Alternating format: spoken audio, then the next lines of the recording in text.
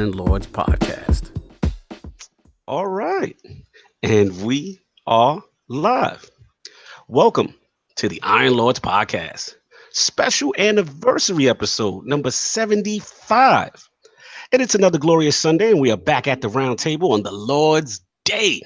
I'm extremely excited about our special guest, so we're going to get right into it. I want to introduce a Lord who I had the absolute pleasure of meeting at E3 2018 through our good friend of the realm, Lord Mikey Barra. Not only is this Lord a true gamer and one of the great minds in our industry in regards to network infrastructure, his contributions also include the foresight to have managed the best talent of AAA game design and software engineering. Introducing the general manager and current head of Xbox Live at Microsoft, the Lord of gaming invention, mixed reality, and the only Lord able to spot land a Fortnite glider in real life at Party Royale. Introducing the future of Xbox Live, making his debut into the realm of the Lords. My man, Lord Dan McCulloch. How are you doing, sir? Oh, I'm doing amazing. Really glad to be here. No doubt. Glad to have you, man. Long overdue. You are a Lord in your realm. It's only right we show you the proper respect here at the round table. So are you ready to get into this? Oh, I'm ready. All right, he's ready with the Lords. And of course, you know we have the four horsemen of gaming, those usual suspects at the round table. My co-host with the co-most, my brother from another mother, the difficult game conqueror, and the how of the young wolf. My man, Lord Addict, how you doing, sir? Doing pretty good, and here's that time where Lord King David says how energetic I sound. Brother, you know exactly. You are on it right now. I know that 5-hour energy is right there on your little table. You got it popping. I'm loving this. I got good vibes. I love the energy. When the Addict's energy is up, I'm good. And of course, we have our most technical gaming Lord, the solo gamer who lives for the single player selfish experience, and also the Sostradamus, Mr. Offline Profile Illuminati and Lord Patreon of the Iron Bank. My man, Lord Sovereign, how you doing, sir? What's good, guys? Doing good. Nice. Here. I've been up since 6 a.m. today. So damn, 6 a.m. 6 a.m. You need 5 hours, huh? Yeah, he need 5 hours. real.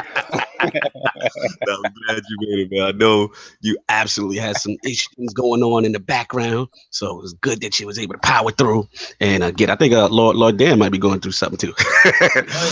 Yeah, everybody's fighting something. Yeah, man, absolutely. And of course, you know we have the Incredible Hulk of this, aka the Excess Gamer. Ooh. The Lord of Combat Sports, who is a man of his convictions, demands nothing less than that premium experience, and is the Get Money Gamer. Ooh. Beloved Lord King, how you doing, sir? I'm doing fantastic. This is a wonderful day.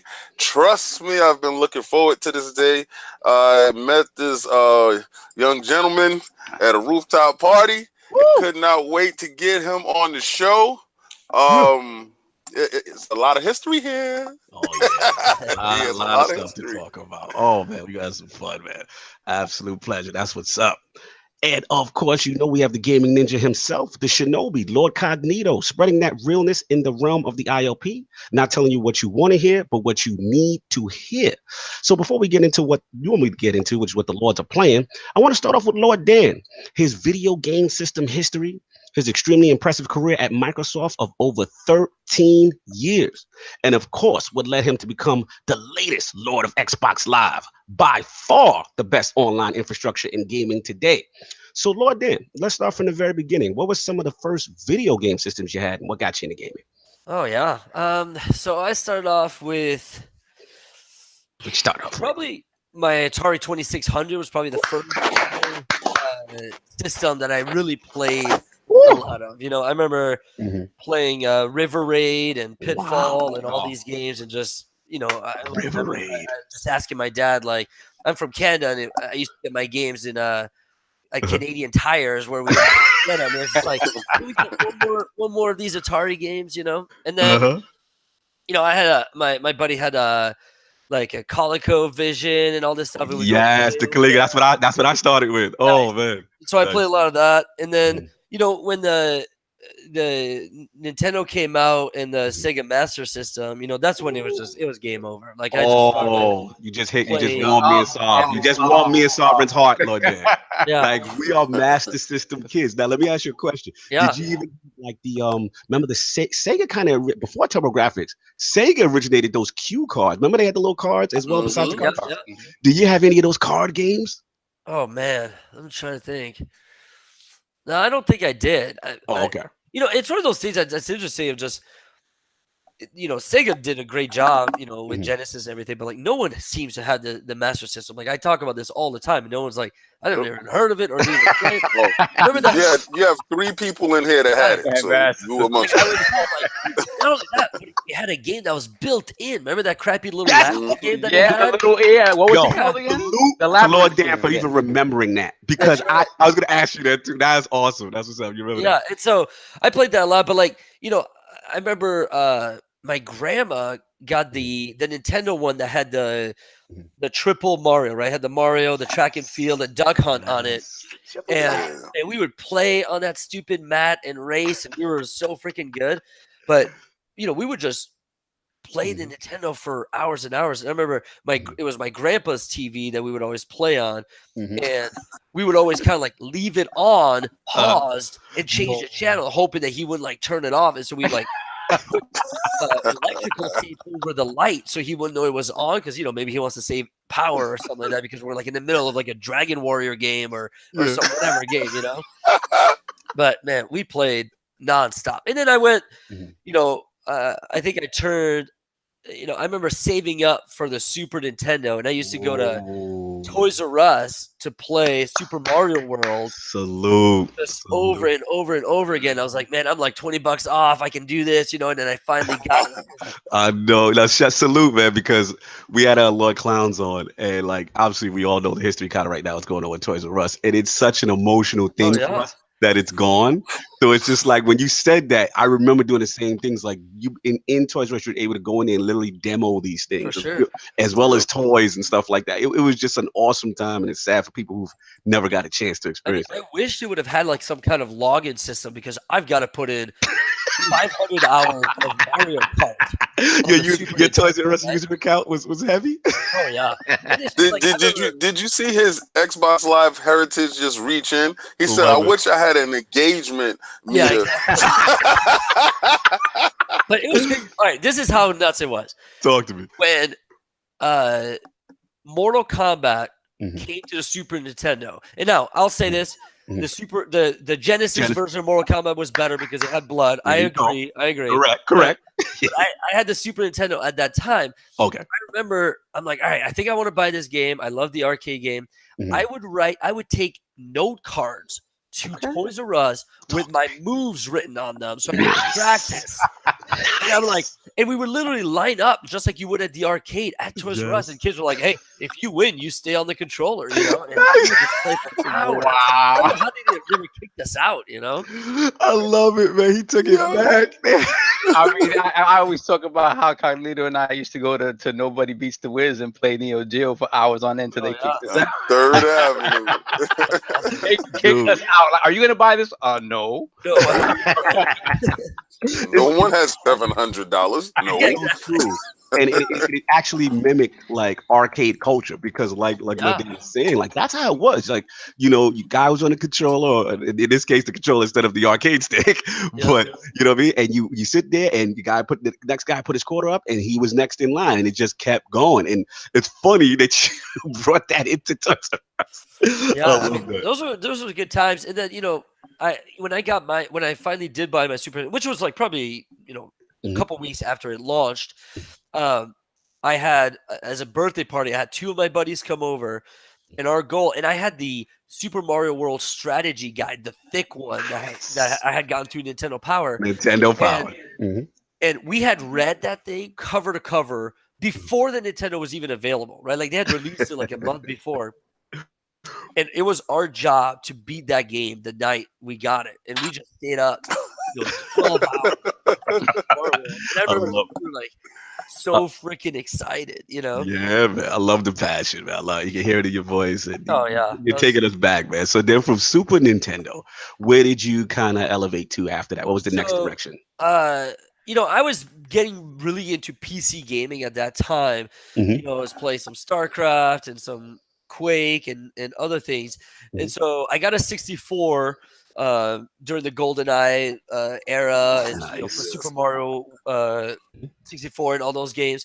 But then I went to PlayStation. Okay. I Got got the the PS1. original PlayStation. I played, Nice. you know, I think Metal Gear Solid is probably still one of my favorite Oh, games on that thing. absolutely. I'm a big Final Fantasy 9 guy. Not a lot of people. Ooh, That's Attic, not a you lot of need to people's jump in. favorite. But Did you play 9, Attic? Because you're the Final Fantasy guru here. I've beat them all but 6. Okay, what was your impression of 9? Because we got to get. Nine's my second favorite Final there you Fantasy. go. Really? Oh, I never heard you talk about 9. What's your Okay. favorite? 7 your favorite?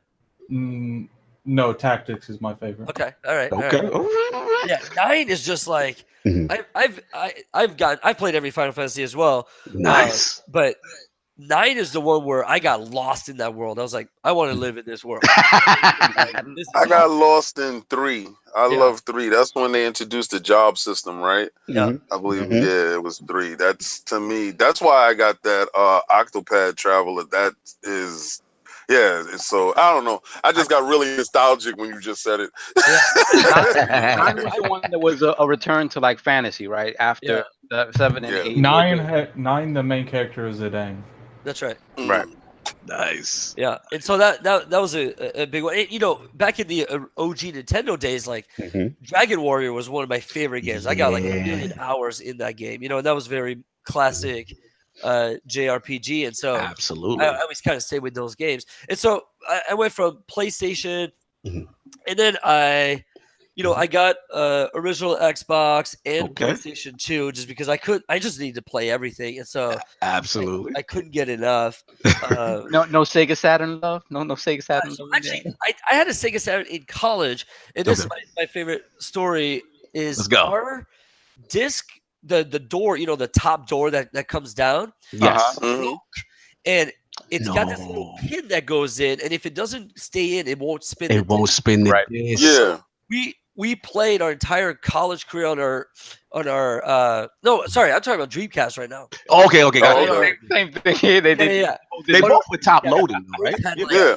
school books on top of the Dreamcast so it would keep it down. And remember they had that stupid thing on the controllers when you were playing like freaking 2K football. Was it NCAA? Yeah. Yeah, But the little without screen. the little- Yeah, the you could, like, UMD. pick your plays and crap like The that. VMU, yeah. The VMU, so you can pick your Your place. VMU, yeah. I was so revolutionary, man. Just Oh 'cause yeah, you I've got a had that. long football history of games too. Like, Oh, I like that. Now you're talking. Now, what's up with Play that action Madden? I need to hear Madden in there all too. right, so I've been playing Madden 19 with my son a lot in the past week, but Mhm. mine was all like, man, I loved the original Tecmo Bowl and all that stuff. Okay. That stuff was There we just go. amazing. Did you But have then, like, Did you have 3DO? I did have it. I did not. Oh, okay. Oh, okay. okay. Yeah, Lord Bill yeah. still will be upset, but it's okay. It's okay. Super into play action football and super play action football. I don't know if you guys ever played those. Yes. Yeah, Mhm. amazing. And then I went into, like, you know, obviously the Maddens and the 2Ks and all of those games. But I don't know. I always liked football. The one game I just loved on the consoles. They just do it right. It, Like, I think they're it just great. felt right. Let me ask before you jump in. So I got to Yeah. ask a football question. Now, a lot of people in video game history consider that NFL 2K. I believe was it 2K5?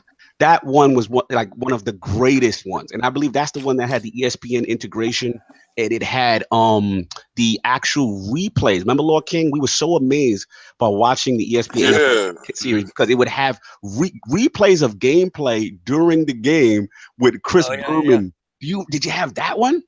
I did. I played all the 2Ks, all the Maddens. To me, my favorite, I think it's still Mhm. Madden 99, and not because it was better than others, but that was like Tell me why.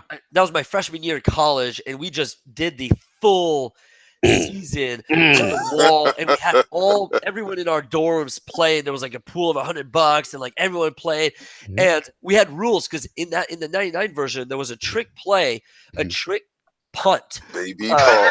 The baby And Paul. it was undefendable. Like it was like Yes, a guaranteed baby Paul. touchdown. And so that was like the one rule. It was like, so we called it the no fake punt league because that was the only play you couldn't play. King, tell him. Yo, all right. Listen, I had this move in 3DO's Madden, and it's called Baby Paul, right? And That was our nickname. shout out Lord to Mr. young Jeff, Lord Ha. Shout out to Ha. Listen, I would, we're epic. When we battle in our house, we get into betting on these games, and not cash, but we're betting humiliating things to each other. And Lord Ha, he struggled for weeks trying to figure out how to defend Baby Paul. Baby Paul was undefendable. All right. And we had this match and we're playing and we're going and we're at it. And he really thought this is the time that he had me. Right. And it was Joe Montana. I had the 49ers. And I dropped back. It was no more time on the clock. He was up by 6 points. I dropped back, and his rushers is coming. They're coming. They're like, we got him. In his heart, he knew he had me. I launched that ball from my end zone, and I yelled out, "Baby Paul!" And the ball landed in Jerry Rice's hands in the other end zone. I think he broke my controller that day. I think that's the day I gave for that. That's why I wanted to ask about Joe Montana Sports Talk football, because that was my favorite ever. I loved that game. And they had the one cheap play, the halfback pass, that was completely under. You could not win that. Indefensible. It was completely. You could just run slip shot through everybody with that one pass, and I just kept doing it. I love doing it. No doubt. Those are hard games to code as a developer because the matrix of the testing is just so insane. There's so many ways to do everything. Right? Like you could have a crazy player that all he does is like zigzag back and forth. Well, you got to figure that out. Like how would that work, right? Good point. There's every game would always have, before you could patch games, right? Where it was like, here's the game. This is what you get. There's nothing we can do about it. Yeah, you're right. Like, we would have to remove plays that you're not allowed to play that one, or you're not allowed to Absolutely, man. I'm glad you actually mentioned like the technical side on the back end, because you're right. Like if you really look, people give football games a bad name recently, you know what I'm saying? Yeah. But it's right, because you have to defend from all these different possibilities, AI combinations on defense and offense, and then it has to be tough, especially back then. Like you said, there was no patching. That's right. Once the game shipped, that was it. Like so at the end of the day, you kind of now feel for the dev, because it's just like, wow, like damn, we didn't see that one coming, that kind of thing. Yeah, and that's why NFL Blitz were so popular, right? Because there's like 6 things you can do, right? And so it's a lot more just craziness, but probably a lot easier to kind of. It was the iPhone of football. No doubt. So all right, so we got the football was big in the career. You got the JRPGs going, a little diverse. You got, because you had a Master System, the Super Nintendo, and all that stuff. So the 32-bit era was out because no 3DO and no Jaguar. We consider it 32-bit. No shade. You know what I'm saying? We got whatever. I wanted to ask about an older system because you even mentioned Coleco and all that great stuff. Atari, that's awesome. I wanted to ask, I'm trying to get some love for a TurboGrafx 16. Any TurboGrafx experience or any remember playing it? I mean, I remember all those systems. I remember television, like everything that everyone had, but I just didn't have access to one, and I wanted to play everything because I still remember like early PCs and Apple IIs. I'd game on everything. If there was a place I could game, I would do it, right? Like, and I got to a point where I still I've played everything. Like, obviously it's not true, but like that was kind of like if there's a game, I don't care what it is. I don't care if it's Aladdin or Barbie. You would play it. That Super Nintendo Aladdin was amazing. Oh, absolutely. Yes. Absolutely. Yes. Remember Go ahead, King. I had the Genesis love. I mean, the animation in the Super Nintendo was great. I don't know. It was like that was at that point when it was having this battle between like who can make the better versions. The music was always better on Super Nintendo every time, but Genesis had that something. It had a little bit of graphic magic. Yeah, man, absolutely, man. Shout out to Brad in the chat. He's like, remember Tommy Lasorda baseball? Yeah, I remember these. Yeah, cats in the chat really bringing up some classics, man. That's what's up. All right, cool. So then we got that, the console history, whatever. So you've had. I want to get into like your career now. Like you've had such a diverse gaming career. Like what drove you to get now into the industry? And let's start from the beginning with that. Yeah, so I knew I wanted to be in games since the beginning. Like since I was a kid, it was like I should. This is what I love. This is what I want to do. And I got into programming when I was like 12. Oh, God bless you. God bless you. I tried that. Oh no. So I coded a lot, and I started like, if you remember the Q Basic games that came with DOS, the snake game and the gorilla one where you just throw the banana. And so both of those games came with the code, and so you can start tweaking with them and start doing things. I remember the first thing I ever did was make it so that every time I launch my banana, it hits target no matter what I do. And then I would play with like my friends, and it'd be like, "Oh my gosh, you're so good at this game!" And I remember I was like, "Man, this is awesome. This is what I want to do." And so I knew I was gonna, go into gaming. And so, and for some reason, at some point, I just knew I would work for Microsoft. Which is weird, I just had this thing. I don't know why. And this is pre. This is pre-Xbox. Yeah, like you're talking, because when you're talking those Q Basic joints and you're talking Apple II, you're like, this is before they even thought about getting into the gaming industry. And so, but they had Flight Sim back then, and they were starting some things. Astronaut's Call was getting talked about, like those types of things. And so, but it was like, hey, I'm going to work at Microsoft. Well, the gaming industry problem was always the same, and it remains the same. It's every job application, every job description says must have shipped 3 AAA titles. Wow, so it's like a chicken and egg. I'm like, well, how do I? That ain't me. And truthfully, today it's much easier. Anyone can break out Unity and try to make a game and get it, and truthfully make a game, release it on Android and iOS, and say like, hey, here's a game. Whether people are playing or not, you understand the entire process. You delivered it, and you have a game. Back then, not so easy, right? Yeah. So, I went into Microsoft and I got a job. Oh, there it is.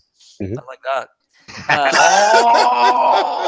No, I'm like as he's talking, Boss Moves is doing some really bad things inside the chat, and I don't want to interrupt his story at all because Boss Moves has just said Sega and Sonic was lame. So we're not going to do that. We're going to dispel that.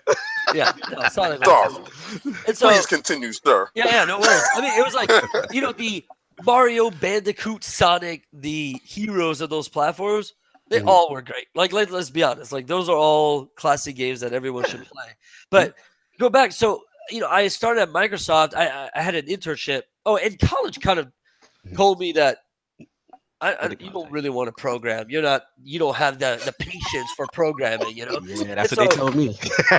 I still code to this day, but it's mostly like write bots and scripts and hacks for games, which we're not going to go into too much. But but it's really, I really wanted to kind of more be the process guy or a team leader or those types of things. And so I got a job to work on MSN Messenger back in the day. Remember MSN Messenger? Oh, yes. Absolutely. So, I was a program manager there, and I'd worked on all the telco work and all of the, I worked on the first time you could send a text message from Messenger to a phone. That was a big deal. And you guys actually, not to cut you, but you guys really penetrated the workspace, because I remember some jobs I had, and Messenger was almost like a prerequisite to communicate. Right. You know what I mean? So I definitely remember those days. Wow, that's good. Continue. Yeah, it's kind of crazy, right? Like that was like a daily thing. You were on Messenger, and now it's like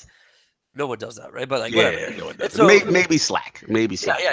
And so about a year and a half in, I was like, all right, this is my time. I got to get into the gaming side. And so I applied to every studio Microsoft had to offer at the time. And at that time, it was Bungie, FASA, Turn 10. Turn 10. The guys that did the flight, and they were working on a train sim that never released, and then the ensemble guys that were working on Age. Yes. So I applied to all of the studios, and I got some good offers. I mean, I got offers for most of them. Okay. And I chose to go to Turn 10 because I mean, I like cars, but I wasn't like a huge car racing guy. fan. I was more a Gran Turismo guy back in the PlayStation. Yeah, absolutely. They were the leader back then. Yeah, that's right. But then it was really more, they were finishing up Forza 2, and I wanted to be there from the beginning. Nice. And so I went over to Turn 10. Lots of leadership changes happened, and so I got opportunities to, step into some leadership roles and really, knock Forza 3 out of the park. Nice. So that was a really good time where I got to be there from the beginning to an end, and really, ship the first Forza that shipped on time within budget. Nice. I like how you threw that in. I like how you did. I'm gonna tell you, we had to ship it on time, and I was in control of getting it out. I love how you did. That's right. I helped with that, and then. We started working on Forza 4, and at that time, we were incubating Connect early days, and I was asked to kind of start looking at, like, hey, what can we do with Connect with Forza? And so I started working with the Connect team a lot, and they offered me a job to be kind of the portfolio manager for all the Connect games. Now let me slow you. Let me slow you one second. You're glossing over a huge thing. You know what I'm saying? Like, all right. First of all, I want to shout out all Brad Podcast because he asked this. Like, did you have any inclination as far as the Connect, like the way it would take off, and just like what was it like managing that portfolio of Connect titles? Because people don't realize, like, people clown Connect now a little bit. It's kind of like laughing a little bit, but it was so ahead of its time and actually a financial success for Microsoft during the 360 era. So, like, tell us about that. Yeah. So, the first demo we ever did for Connect, this was crazy. Like, we cracked open a controller, we soldered some wires onto it that went directly to the Connect. And so basically the Connect would track you and then send that data to the controller and pretend like it's a controller. Wow. And we did it with Burnout. That was the first demo we did. And all you could do is, if we detect that your right leg was forward, we thought you were pressing on the gas pedal. And if you lean right and left, we would turn the steering wheel left or right. And that's it. That's it. Wow. So you would correspond those things to action. Interesting. Yeah. And that's before we had written any like crazy code that could do all the detection and all this stuff. And so we're like, all right, there's something here. And, and so what I was tasked with was really like, hey, let's make sure every single one of our game highlights like a unique differentiation of this platform. But it was at an interesting time where Xbox was super hardcore. It's you're right. Teenage boys that played these games. Yeah, and it was a dude bro box too. They had the Call of Duties and all that stuff going on. Halo 2 parties and everything. Absolutely. And so this was all about, and Halo 3 is still one of my favorite games. And so I always play Halo 3 in my office at work. Nice. All day long. And so when we were working on this, it was really like, hey, we need to think differently. Like, we want to target everyone, right? Kind of like what the Wii was doing. Yes. And so we really want we wanted there to be something for everyone. So we had a sports game, we had an adventure game. I love Connect Sports, man, by the way. Yeah. I did like it. That was a great game. And so, it shipped, it's still like, I agree. I think there was some missteps and some other things, like very financially positive for the company. Still the fastest, selling consumer product of all time. And it really pushed the 360 to, just be the dominating force of that generation. Absolutely. But, I'd say, we kind of put the core gamer second for a little bit. And I think that was one of the mistakes that, turned into maybe further mistakes in the next launch. I see where you're going with it. Do you think it had to do with more of the forced integration? Do you think, like, because I remember when during that time, even Motorsport, which you walked in, you'd buy the Xbox 360 title, and if you guys remember King, Sov, Addict, at the top there was a purple label, and it would say "Best Played with Connect." Do you With think? Connect, yeah. Yeah, did you think because of maybe the success, and you guys did hit the casual crowd, so we don't want to not give Connect its due. The original Connect was successful, but do you think that maybe them trying to integrate too much was what kind of aggravated the hardcore crowd a little bit? I mean, I think it's so many things combined, right? Like Mhm. price is always going to be a big factor in Yep. everything, and Mm. so everything from launch titles to price to developer happiness to anything to marketing campaigns, everything kind of puts it in. Like there's no one figure to point at anyone, and it's more, I think it's just a lot of good learnings for us on just Mhm.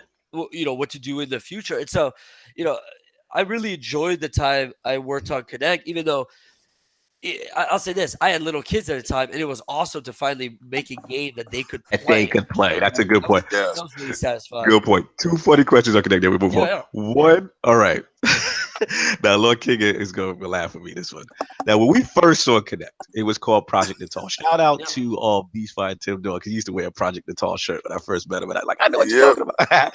Now, when I first saw it, it was jaw dropping from the standpoint. I believe they had Peter Molyneux on stage. Milo. Yes, Milo. and there was a game. I don't know if it was Fable linked, Nope. but whatever It it was, was, No, it was that little crap. boy. that little Yeah, boy, and Milo. I He was looked down so in the water and sees his reflection, right? yes, I was Yep. so The taken game that back. I never said, came out. "Yep," Yeah. and I said, "King, remember me and King used to say that's the devil. Like we don't know how they doing that. Like that's Yep. sorcery." Yeah. So I I gotta said ask they the took Milo. Nintendo to the Yes, next level. I Yeah. gotta ask the Milo question. Full Yeah. disclosure: was that ever real, or it was just a tech demo? Like So what was that? it was 100% real. Here's the funny things about it. I mean, outside of the Peter Molyneux factor of hype, It's which exaggeration. I love him. I mean, I'm a big Bullfrog Games guys back in the No day. doubt. Play Syndicate and all these Yeah. games. Like I think they've done some awesome work, and I love Mhm. Lionhead and everything. But so there was a time period where we were all prototyping. We didn't know what we would do with it. Yeah. And one developer had a great idea of, hey, we have a camera, we have an IR sensor, and we have a normal camera. Well, Mhm. we can take a video feed of your face and Mm. just superimpose it on top of the reflection in the water. Right. So when Mm. you look down, when the little boy looks down, we'll just Mhm. superimpose your real face on it and it'll just blow your mind. Now, Yeah. now it worked. I'm Uh-huh. using finger quotes right now, but Mhm. like most of the time, it also has your couch and your living room Right. that water, which kind of broke the illusion. And so in Yes. that video, he's doing it in like the perfect setting where I think his background was I probably got like a picture of a lake. You know what I'm saying? Got you. Like, Got you. Yeah. but yeah, it totally worked. And that was Uh, that was a fun project, that they No worked doubt. on. There was a lot of Connect games that we didn't ship just because Mhm. they were time consuming and it Absolutely. changed the way we tested games and Mhm. everything too. Two So quick questions from the chat that we book. Seems Connect. Everyone in the chat loves this for some reason. Yeah. Two things about the Connect Two. I personally want to know what your involvement was. Also, did you as far as the bundling and stuff like that, did you have anything to do with that as far as the Connect Part Two? And the second question, and again we'll finally move on from this, is Lord Snaldo. He wanted to ask about, because you had kids, like did you guys did that affect what you made for Connect, so to speak? yeah, I mean it's an interesting thing of like it's easy when you're making a game that's for you, right? Like Yes. Mhm. it's just like imagine working on the Gears franchise and that's like your favorite game. Well, it's like it's Yeah. perfect for you, but like now you need to tailor it for your Mhm. whatever, like someone else. It's very hard, and so that was one of the thing with Connect is just like, all right, this is kind of fun for me, but is it fun for others? And so we start to really diversify the types of Mm. people we would bring in, younger generations. My kids would come in and try games. My Mhm. mom, like whatever, right? Like we Yeah, would have it like did. tons It of brought different a things. different demographic. I'll That's give right, you that. and that was awesome, right? Like Mhm. I think that, and that's still true today. I think there's a lot of remnant of just the Mhm. way we try to be more inclusive of things has been really positive. And I Yes. think that it stemmed from that. Um, Mhm. so you Mhm. know, the day it Mhm. shipped, so I was in New York Mhm. for the big launch of Connect, and Oh, we were doing nice. this big thing with like Mark Wahlberg and a bunch of other celebs. Mm-hmm. The day I got back, that Monday, is the day I started working on Project Fortaleza, which became HoloLens. And so I moved completely away from Durango and the next Got console. you. And so I Okay. didn't have anything to do with Got that. you. Okay. So you answered my question already, which was Yeah. pretty much at that point. So which leads me out into the next segment, which is kind of like, you know, you got a lot of talents from, you know, the engineering side, programming side. You got such a diverse portfolio. What I wanted to ask now is, you know, Lord Dan, the Lord of Invention. That's what I call you. So it's like in mixed reality. So people don't realize like you've got a ton of like patent projects and stuff like that. So my question is like, what was your role specifically with HoloLens, and then obviously the head of mixed reality for Xbox? Yeah. So you know, the biggest thing was, we just had a small team, 4 or 5 people. It was like, hey, we just revolutionized input. Now let's revolutionize output. And so, you know, the dream is still at some point. I think all of us, we just want the holodeck, right? Like I think everyone just Yes, absolutely. And so anything that kind of, you know, my 2 passions in life has been for a long time. It's push what's possible for gaming, right? Yes. So I love games that push that mold and try new things. And so like when Destiny 1 came out, when World of Warcraft, like all these games just like do more. Like I'm still there's still this game that is impossible to make today that I want, right? So anything that accrues to that, I love. The second one is anything that accrues to taking you to a whole different place. So creating a holodeck, those are my 2 favorite passions. So I always want to work on things that push towards those 2 things. And so with HoloLens, we had a tiny team, like 4 or 5 people, and we spent the first couple of years just incubating hardware and writing patents and figuring out ideas and things like that as we came up with some super crude hardware. And you know, I spent probably 4 How big was that battery pack? Spent 4 years on that project before we ever told the world we were working on it, right? Wow. So this is really incubated. That's right. And for a while, you know, it was very gaming focused, right? I made lots of games on it, lots of gaming demos. And truthfully, those are the things that got it greenlit. That's the things that got it with all the games. And then we realized from a price point and from a tech, you know, in this year, it's going to be enterprise for a while. And at some point, it'll be more consumer. Right. We kind of had to pivot. But I still, you know, if you remember the Halo Guardian. Oh yeah, I remember. I have a story about that. Yeah, so that was my project that I did the HoloLens stuff for that. But that was kind of the last like big game we did for HoloLens. Gotcha. Let me jump in because I remember that. Well, shout out to Pseudo. Lord Cuda. Yeah, you remember that. Yeah. Shout out to him, man. And I'm assuming he also worked on that team with you, Dan. Who's this? Kudo Sonoda? Oh yeah, for sure. So shout out to him. So I remember it was E3 2015, and you guys debuted it, and I was just blown away. And me and Kudo really tight. And at the time, he was like, "Hey man, we've got this Halo demo," and I'm like, "No, Halo." He's like, "Yeah, man, you gotta check it out." And we had it all set up, and it was funny because I was all set to go, and all the rest of my friends, I said Senjutsu Sage and a couple other. I was select 4 or 5 of us. Yeah. And I was like part of it. I'm like, yeah. So they got to see it. Then my time for scheduling was like the next day. So I'm all hyped. They're telling me the crazy. So I go there. I'm like, yeah, Kudo, what's up? And he's like, dude, he pulled me to the side. He's like, bro, I'm sorry. I'm like, what happened? He's like, Kanye is here. And we had to kind of give concession to, and I understood. I'm like, look, I ain't Kanye, bro. You got to do what you got to do. So I never got a chance to see it. But from all the accounts, shout out to Ryan McCaffrey at IGN. He got a chance to see it. And everyone raved about your Halo 5, man. Everybody loved it. I mean, so let me give a shout out to Kanye for blocking Cognito. Yeah, Jesus was ahead of Cognito that day.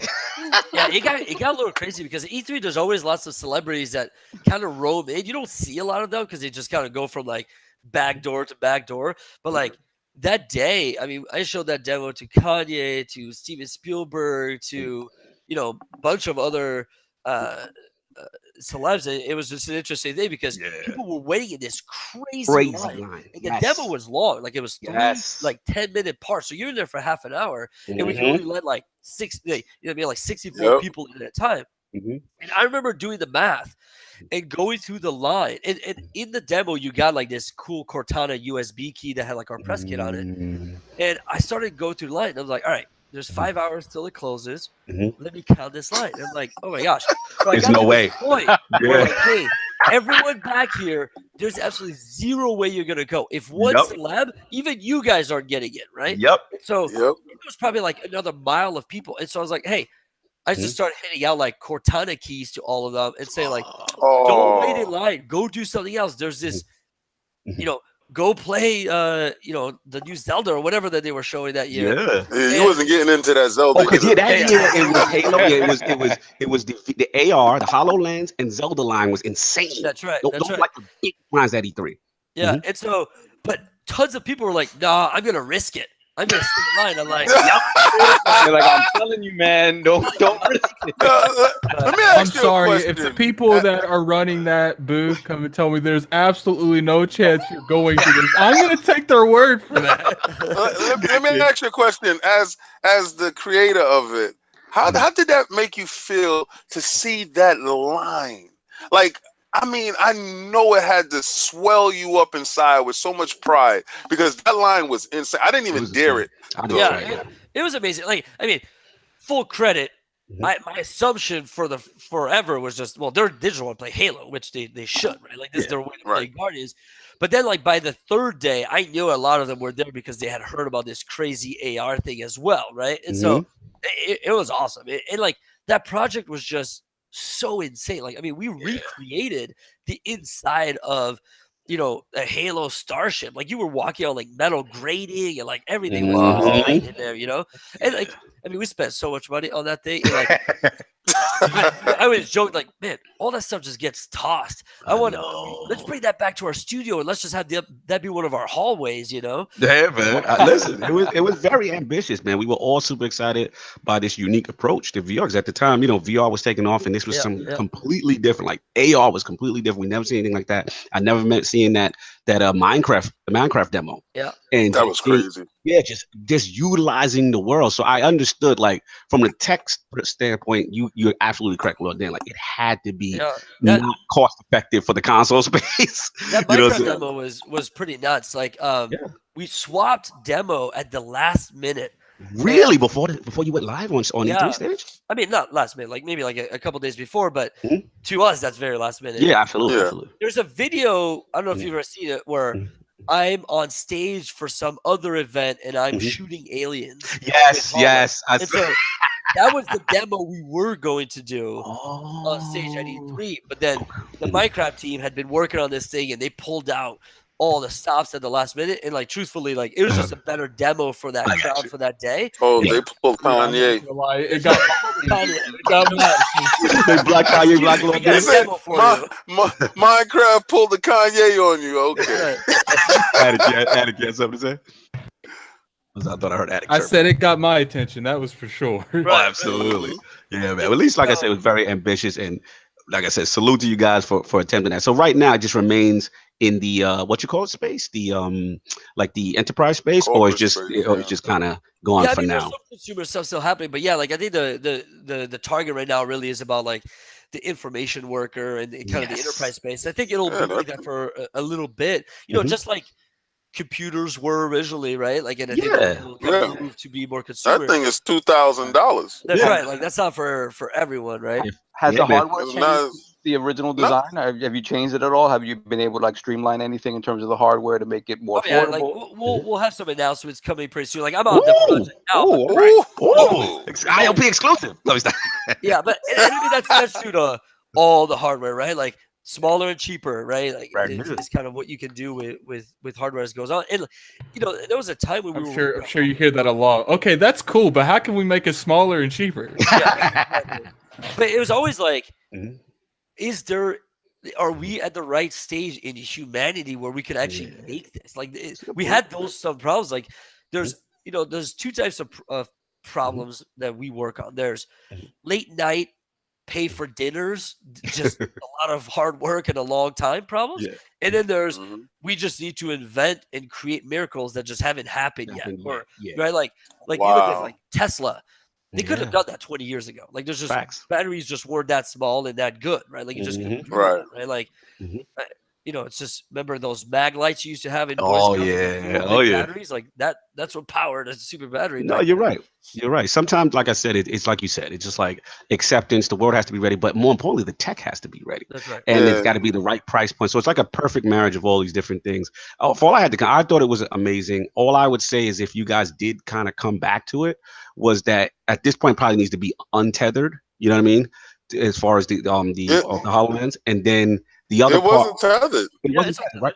Oh, okay. I'm sorry. Yeah, And it's the That's other untethered. no, thing, that's the biggest oh, it's a thing big thing. about that My thing. bad. You're correct. Yeah, My thing that's was why though. I was gonna pay the money for it. I was gonna Mhm. pay the $2,000 for it, right? But then when I found out that all that cool stuff that you were doing really doesn't come in that package, So I I guess my said, "Oh, second point it's was not for also me." the what you call the field of vision.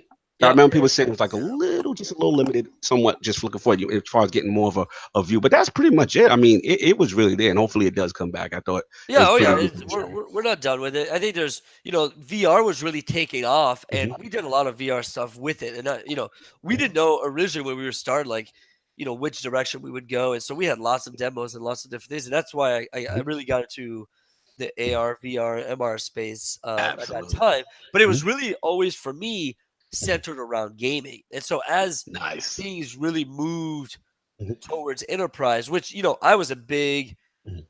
I pushed for that a lot because I thought it was right for the product, knowing Right. that it wasn't going to be my Mhm. passion anymore Right. because of it. But I think it was the right decision. So, Mhm. sometimes you gotta do Yeah. what's right for the company. No, I understand. You let your baby go. Right, So I get it. So then I want to move on to Discord. And obviously Xbox Live. So obviously in April of this year, you guys announced and introduced like that marriage between you actually personally on Xbox Live, I believe, Yep. on Yeah. Discord and Xbox Live integration. So how did that process kind of start?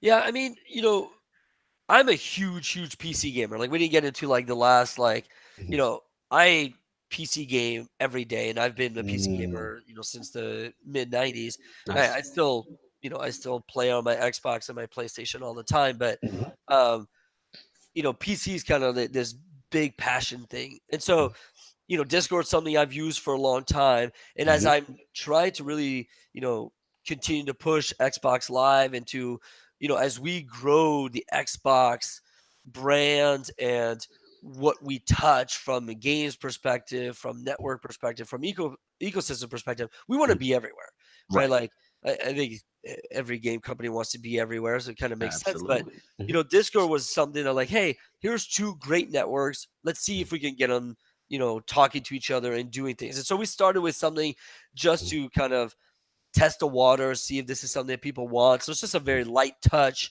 Yeah, just kind of see presence across networks and absolutely. kind of see where that goes. And so that was, Mhm. uh, we were talking to them. Mhm. Uh, we just reached out to them like, hey, what do you think of this? It was fun because Yeah.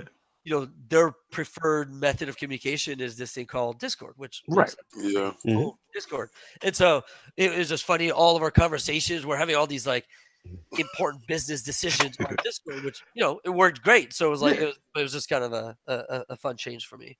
Yeah, man, that's pretty cool because obviously, in the PCs, first of all, in the Xbox space, how you guys have really been pushing integration, cross-play, play anywhere, that kind of stuff. And Right. obviously, we know how huge Discord is. I mean, just recently, as much as last week's ILP, we talked about it, how they've now started their own online store Yeah. and on launcher and stuff like that on PC. And just to see that growth, it's like over 150 million. Like they're really big out here. And just be selfishly, I wouldn't mind Discord on all platforms and integrate it together, maybe Nintendo Switch. But Yeah. Right. because they need, boy, do they need you, Lord Dance. Yeah, we talked about that. I want him to get to that story of the Xbox Live type Genesis thing that that sparked it when he was playing with all the people in the projector. I was really enthused by that story. Yeah, if you want You to know continue what on. I'm talking about? Give me something else. I'm trying to remember. All right. Mhm. Some Remember, story I you shared said with you the had a starter. group of we were talking about how we was Oh yeah, playing yeah. Okay, Halo I and got it. we I had got it. Yeah, yeah. yeah Okay. yeah So when I worked at Turn 10 on the Forza Motorsport series, they had this huge team space with like a huge 4K projector, like a sick receiver, like amazing speaker systems, huge subwoofers. And I remember, I was pretty young in my career, and I remember asking Alan Hartman, the studio manager, I'm like, hey, do you mind if I like bring friends over here on Friday nights and just have like Halo? Nice. Like I mentioned, I was huge Halo 3 Woo! guy, and we had all of these like super early alphas that were internal for like almost a year before the game came out, and we were good, right? Like we played every day for a year before the game came out. So when the game came out, it wasn't even funny, right? Like we just dominated. So you were low key the cheat code on Xbox Live playing Halo for the quote unquote first time, while everyone else is legitimately playing it for the first time. Right. Well, it's funny because people always ask me like, "Hey, what can you hook me up with?" I'm like, "Well, I can maybe boost your gamer score, but that's kind of shady. Maybe I can matchmake you against players, right? Like, so that's always the joke is like, I'll just make sure that you always get matchmade against people that aren't doing very good. I need that. I need that. But so I need that for Destiny so I get my Red Club stuff. We would bring like 25 people. Everyone would bring food. We'd set up TVs all around this room, and we would just have a Halo night from 9 p.m. till 4 in the morning every Friday. That reminds me of us back in that's the day. Genesis. Listen, this is why I had to hear this when he said it on air, because when he said it, that's when we started really bonding. Because I was listening to the story, I was like, wait a second, I listened to this because this is what we did, but he did it on a grander scale. Yeah, he did it on a scale. Like we were old school with TVs and the LAN and a couple of Ethernet cables. And, I mean, even when I left Turn 10, I kept doing this at my house. Hey, bring your TV. The Switch set up. And I remember I had little kids. I still have little bigger now. But like, they'd be upstairs sleeping, and I got like 20 rowdy dudes downstairs. He comes from us. Crap. And my, it was awesome. But like, but dude, those are the best times. Those are the best times, man. You literally come. That's the origin of the Lords. You know what I'm saying? Before you came into play at Xbox Live and all that good stuff, that was the way we did it. You had brought 4 TVs over. We had, like I said, the Ethernet cable, a little LAN connection, and it was just like, I don't know how my mom dealt with us, because it was just like 15 to 20 of us. Exactly. Shout out to the lady of the realm. You know what I'm saying? Yeah. But man, like it was just absolute madness. We had so much fun for hours apart. Quick question, because Lord Wilhelm Screams asking. He just said, any chance we could ask about YouTube live streaming from Xbox Live? Is that an Xbox thing, or is that a what you call YouTube? I mean, it's a YouTube thing, right? And we're talking with everyone. Like, we really want to enable what gamers want. I would really appreciate that feature. But like Lord Dan said, it's a YouTube thing. Probably not because Microsoft did it, bro. Truthfully, we want. I looked at Mike Ybarra actually was on the Xbox 2 podcast, and they asked him that same question.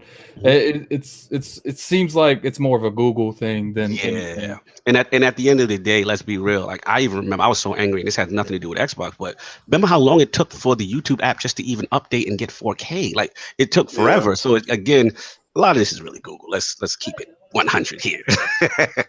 No doubt, man. So this is really cool stuff, man. Cool history. So Lord Dan, we gotta ask you the question that we ask all the Lords who enter the realm. I need those top 5 games or franchises of all time, Lord Dan. Okay. Let's go. I think I'm a huge Zelda fan. I think Link to the Past is probably still my number 1 game of all time. Ooh, wait. Link to the Past? Yeah. You got to talk to me about that. You need, because now Link to the Past is a good game, right? Link to the Past is a good game. Now, let me correct myself because my Zelda history is a little. Isn't that the one where you killed Ganon at the end of the game with what was it? You had to hit him back with something that was not the norm, that you normally don't do. I think it was the fairy catcher thing, wasn't it? Or a bottle or something like that? That's not the final Ganon. That's the midway Ganon before you go to the dark. But yes, you're right. So break us down. Why that's one of your greats. I think so. It's an interesting thing. This got me thinking, because I mentioned the strategy guide earlier. There was this Nintendo Power thing where if you resubbed for a 12-month, they sent you one of 5 strategy guides. There was a Mario World one, a Link to the Past one, 2 other ones I don't remember, and then a one that has just a bunch of cheat codes, right? A bunch of like game codes that you can use in the game, right? Or tricks and stuff like that. And some reason my order got messed up and I got all 5 guides, even though I had only one Mario World one. Lucky.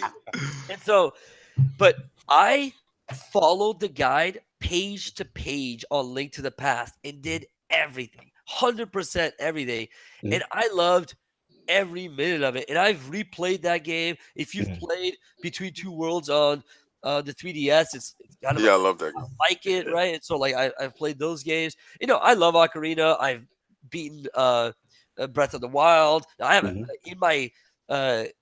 in my basement cave, I have a poster of the one that comes with Breath of the Wild that have like an X on all the shrines that I've completed. And my kids are always run up to me. They're like, "Dad, I completed another shrine." I'm like, "Add it to the map," you know. So that's probably still, you know, my top. That's one of your goats. All right, so we got that. What else? Give me some. You know, I think I have to go back to World of Warcraft just because I spent 10 million hours in that game, and it's still to this day just something that I have so many amazing memories just playing that game. You know, absolutely. What else you got? I'd say then it's Halo 3. Woo! You've mentioned it 3 times. Like if it ain't on his list, Halo 3. I don't know. Like I you know, I beat it with all skulls. I just played the crap out of the multiplayer. There was just something just magical about that game. It just worked right for me. This will be a kind of a weird one, probably not like this, but Soldier of Fortune 2 on the PC. Okay, is the greatest first-person shooter of all time. Whoa, what? That's hefty. There's dismemberment. Like Soldier of Fortune is one of those games where there's like you dismember, you can blow people's heads off, legs off. That was the ghoul system is what it was called. But even outside of that, it was the most pixel accurate first-person shooter at the time. Like it was like your cursor was literally 1 pixel in the center of your screen, and it was just deliciously fluid. And I probably played that 10,000 hours, and I was in a guild, in a clan, whatever, and we played in leagues and did all kinds of stuff. And so we had a lot of fun with it. Let's see. I'd say probably Metal Gear is probably my 5th. Which one? Which one? Solid. Just the franchise. My favorite one, the original. Now I played all the original Metal Gears. 8-bit NES. Solid Snakes, but yes, all the Revenge, all the and I love the second original one, but Metal Gear Solid for PlayStation was just the most cinematic thing I had ever played. And the last one, Solid 5, if you haven't played that, like it's freaking great. Like, it's a great game. So, it was short though. A lot of people felt it was short. Like somewhat.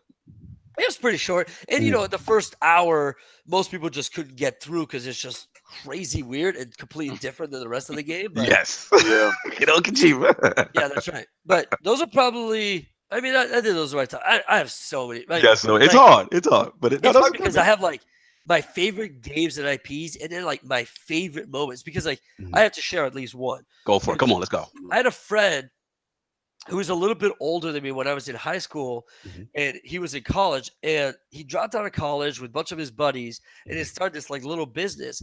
Well, they rented kind of an office space, and they had a LAN. And this was like, man, mid to late 90s.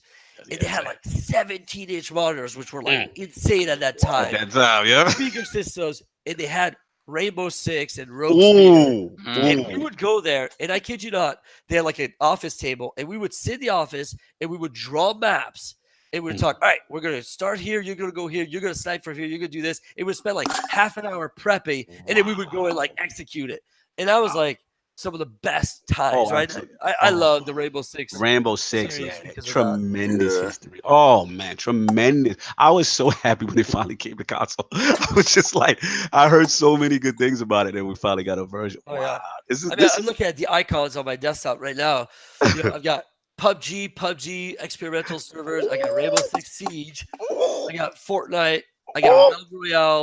And I Nice. got World of Warcraft because I'm playing a little expansion. I would come back for the expansion and then walk away after a couple weeks.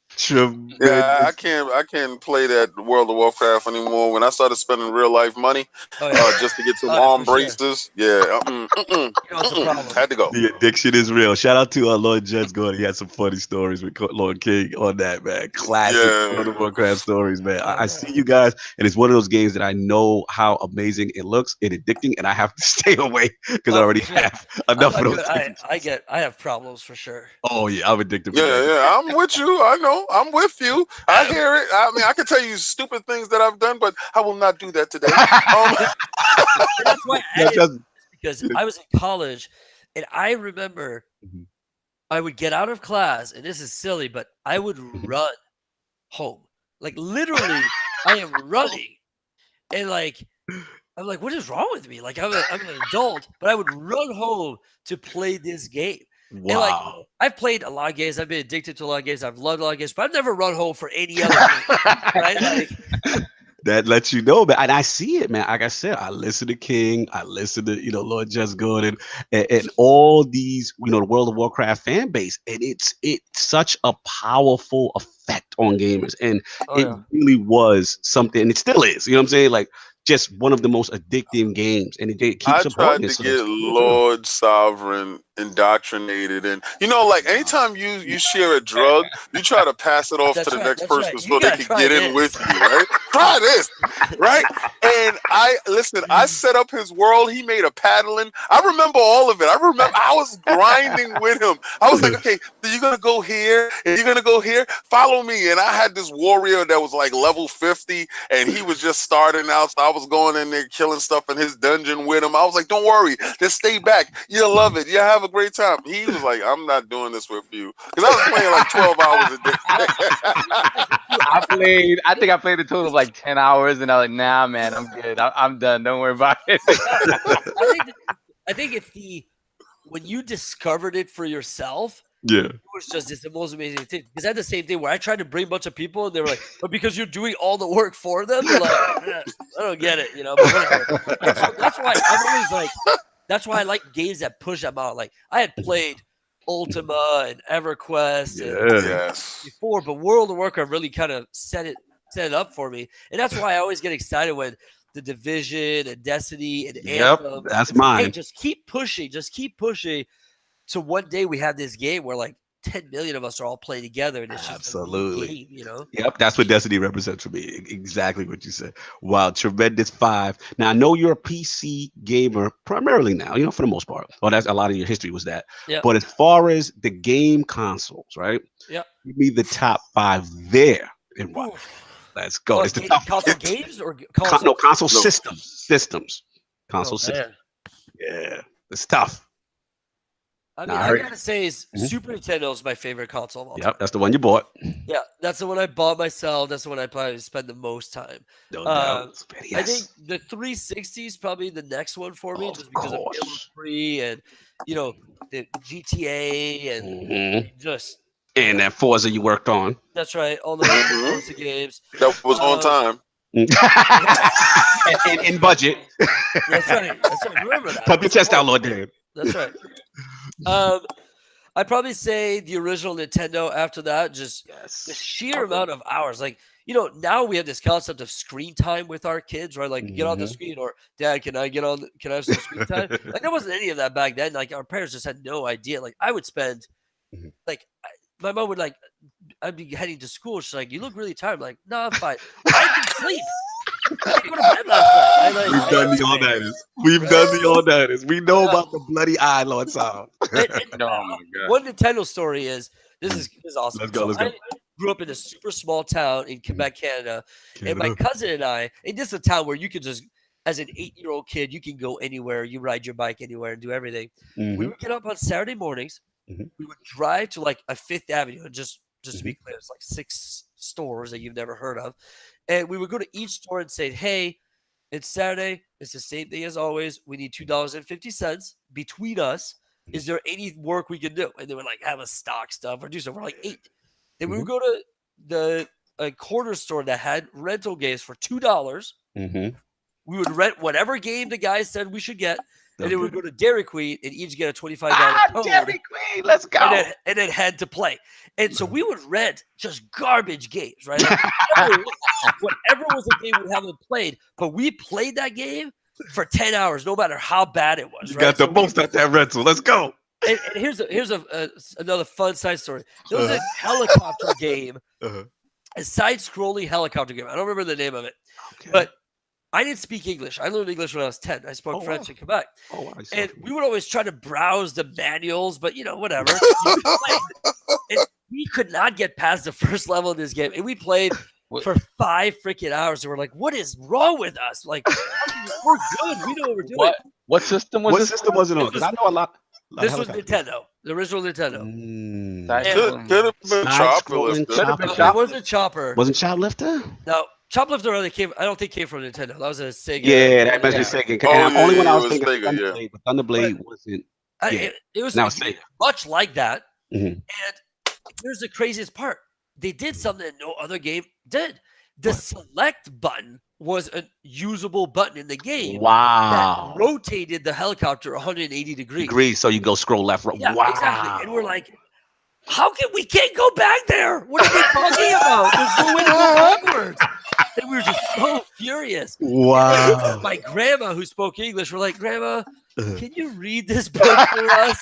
And she read it, and she's like, is there any way to go back? And she's like, it didn't say that. I'm like, rotating anything? She's like, well, yeah, you can rotate it by pressing select. Like, select!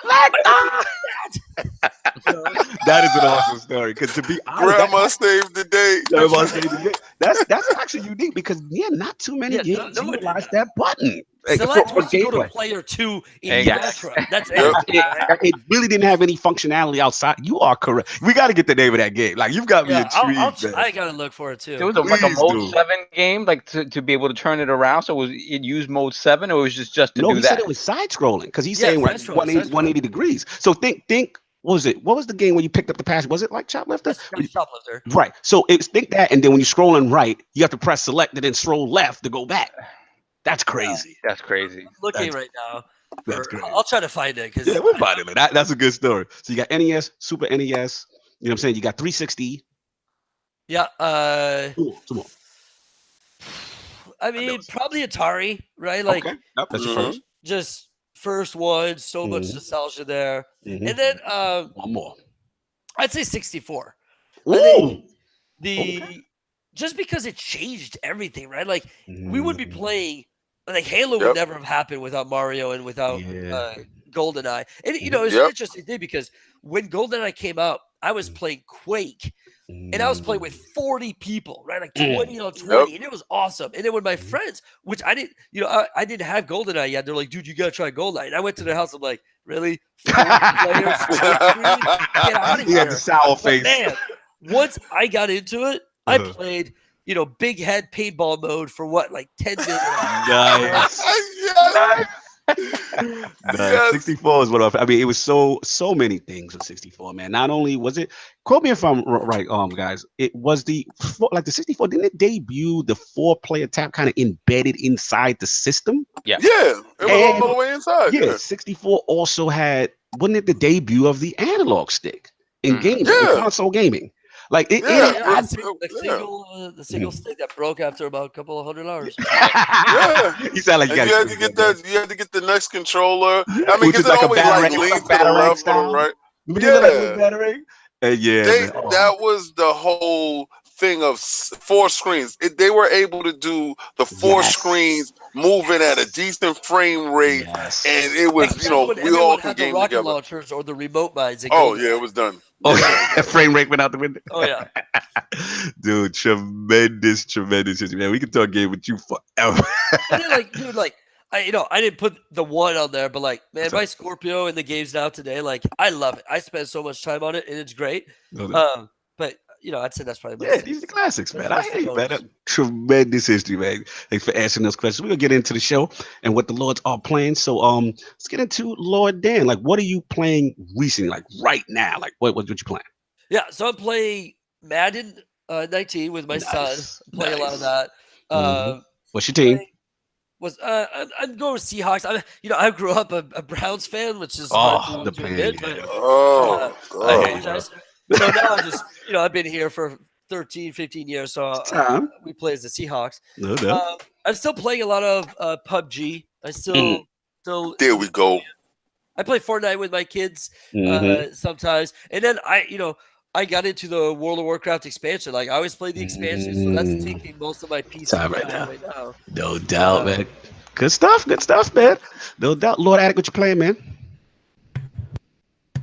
We won't go into that. I know what he's playing. Shadow of the Colossus, but we won't go into my opinions on this game. Right. The young Lord is not a fan of the control scheme, and he's completely new to him, but I understand. I'm going to back him up on that one, by the way. Oh, God. Disrespect. I love Shadow of the Colossus, and the remake the controls suck. No, the game sucks. Not the control. Oh, God. Let's get through what he's playing, please. Lord Solve, what are you playing? I've been playing a little Destiny. A little bit. Fraud. Thank you. He was busy doing other things, so I went to the other lords. I'm gonna clarify this, guys. I'm gonna let him say his segment because I don't want to step on his toes. Continue. But I was online. I said I'll be online. I was online. So I did that. It was confirmed. I put up a Twitter screenshot, y'all. Seeing Lord Sovereign online is like seeing Haley's Comet. So when you see these moments, you tell your children that you saw this, and I screenshotted it. So it is true. Lord King. I'm sorry, Soft. And that damn Dead Cells. Oh, man. Oh, that's I saw you playing that. Yeah. That's crack. Nice. Dead Cells is crazy. That's what's up. Oh, Lord Sing is on you again. No bomb chicken. Lord Fraud is lying. Yes, Lord Fraud. That is forever. I Dizzy Soft doesn't exist. Yo, they're going in. Lord King, what you been playing this week, man? All right, this is where I'm gonna debut the new segment. It's called the Fraud Alert. All right, and let's go. I'm gonna give you the fraud alert, and these suspects this week is on alert. First we're gonna start with myself. Lord King is a fraud. What's a fraud? All right, let me give it out there. Let me give a shout out to Lord Tactical, Lord Microphilia, and Lord Hardcore for taking me to do Trials of the Nine. Boy. Yes, my ignorance in thinking that I was able to do Iron Banner and jump over to Trials of the Nine like I was a nice dude. Lord King is a fraud. Let me tell you that right now. I got into that Trials, and these guys did their best. We got the one match. We got the one win. We went to the little tower. They was like, yo, check it out. It's beautiful. And I'm like, yeah, I got this. We went to the next match and got thoroughly wiped out. Yo, Trials and Destiny is a whole different beast. It really is. It's like, y'all got these cars, right? Now, everybody has cars, and some cars have a thing called sports mode, right? Destiny, I'm driving in casual lane, right? I hit sports mode by jumping in Trials of the Nine, and I got thoroughly thrashed and trashed. And I said, you know what? I said, yo, let me change my character. I see what they doing. Let's flip it. Let's get it. I went and I changed to my hunter. Same effect. Nothing else changed. Bruh, I was like, yo, listen, I'm holding you guys back. I'm not doing this. I'm going to get out of here. Yeah. I ran with my tail between my legs. Next fraud. I'm going to give a shout out to a relative native. Shout out fraud. For you my friend. Yes, sir. You, my friend, are super fraud because we were playing in a game of PUBG. We was down to the 12 people, and he goes, "Bruh, I'm sorry to do this to you, but I gotta go." I said, huh? He's like, yeah, I got real life family thing. I don't understand real life family thing, but I came in 3, and I believe if you was there, I would have definitely got my chicken dinner. So shout out to you. Personal issues because of PUBG. No, you PUBG to the death. Forget your kids. Forget your life. We need this chicken dinner. Lord Sovereign, fraud. He walked in. He said, "Hi, I'm on Destiny. Goodbye. Won't see you again." I would call super fraud on Lord Brap. I would Oh call him man. super fraud on Lord Brap, but I'm not gonna. I can't because we actually were in PUBG. He actually picked up the slack from a relative, but I gotta say slight fraud Uh-huh. on the Destiny because he was supposed to play all week. When you say you're gonna play with me, I'm thinking you're gonna play with me like you gonna play like we gonna play. We're gonna get it done. But they idea of playing games is probably like twice or three times a week. So that's not my idea. So that's the fraud alert this week, Okay. and that's what I've been playing. No doubt, man. Shout out to the Lord King. Fraud alert. I like that. So yeah, for me, it's just, yeah, Destiny 2 as usual. I just got my Solstice gear, just finishing up the Masterworks. Fantastic escalation protocol run last night. Got to shout out some lords, Lord Tactical. Punk and Dish Gaming was in the building. Sinister Kaibatsu, Oh, I forgot you in the tweet. Do not kill me. Because he gets all mad when I forget to tweet him and need my screenshots. Lord J Fonz, Lord Zero, Tug was in the building.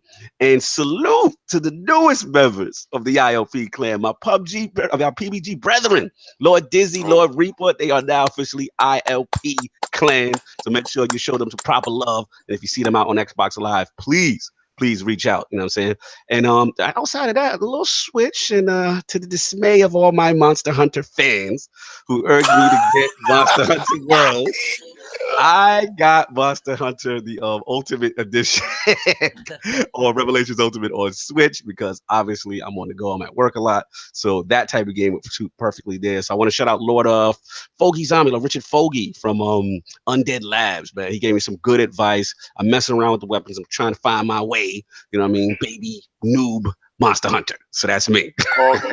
Yeah, I wanted to know since you jumped into like the hardest of the hardest core Mhm. of the Monster Yeah, Hunters, I how know. did you like it? You know what's funny? Like at first, I had a misconception of the game. Like I didn't know, like at least the way the one on Switch were, like it's like separate hunts. So you go Yeah. around and then you got your little two dudes or whatever. So right now, I think I'm kind of focused more on a long range style right now because me with that broadsword thing is just not working. You know what I'm saying? So I'm wrestling with that. You know what I'm saying? Getting my first kills and all that. So I'm actually liking it because it's perfect for me on the go, which is what I'll try to explain. Like at home, Lord Dan, I have too many time consuming games and Destiny is one of them, so I knew at home I'm not going to play that game, as much as and give it the attention it should. So that's pretty much what I did. So let's get into this poll. Let's get this thing moving on. So last week's poll results are in, and the people have spoken to the question: in lieu of the recent plagiarism issues by a former editor at IGN, whom do you hold most responsible? The winner at 59% in a fairly convincing four-way ILP poll is the former editor stole on his own accord group.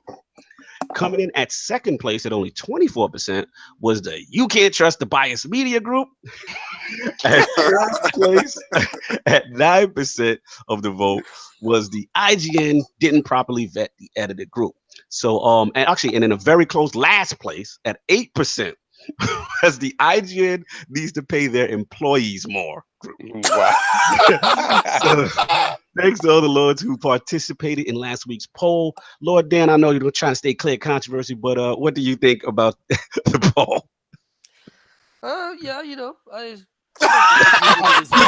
don't touch You the agree. pot. It's lava. The You floor's lava. Let's go. yeah.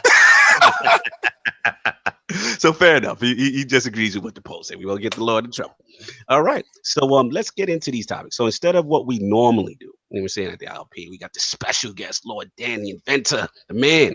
So pretty much what we're gonna do is do a special. We're gonna bring back Ask Your Lord and do like a special Q&A with Lord Dan. So I'm gonna set it off and just start with the basics. So like Lord Dan, like as the head of Xbox Live, like the being that they had, like what's the day-to-day life like? What does that entail? And the second part of that question is what you think is the biggest misconception gamers have about how Xbox Live works?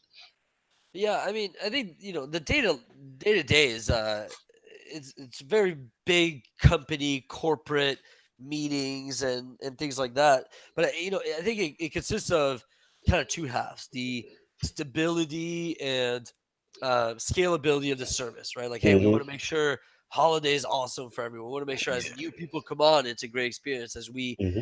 do more within gaming with Mm-hmm. Mixer and all of these other things that we have capability to support, more and Mm-hmm. more users. And then the other half is spending on, hey, what do our gamers want? What can we Mm. do for them? What features can we do for them? What things do we need to do?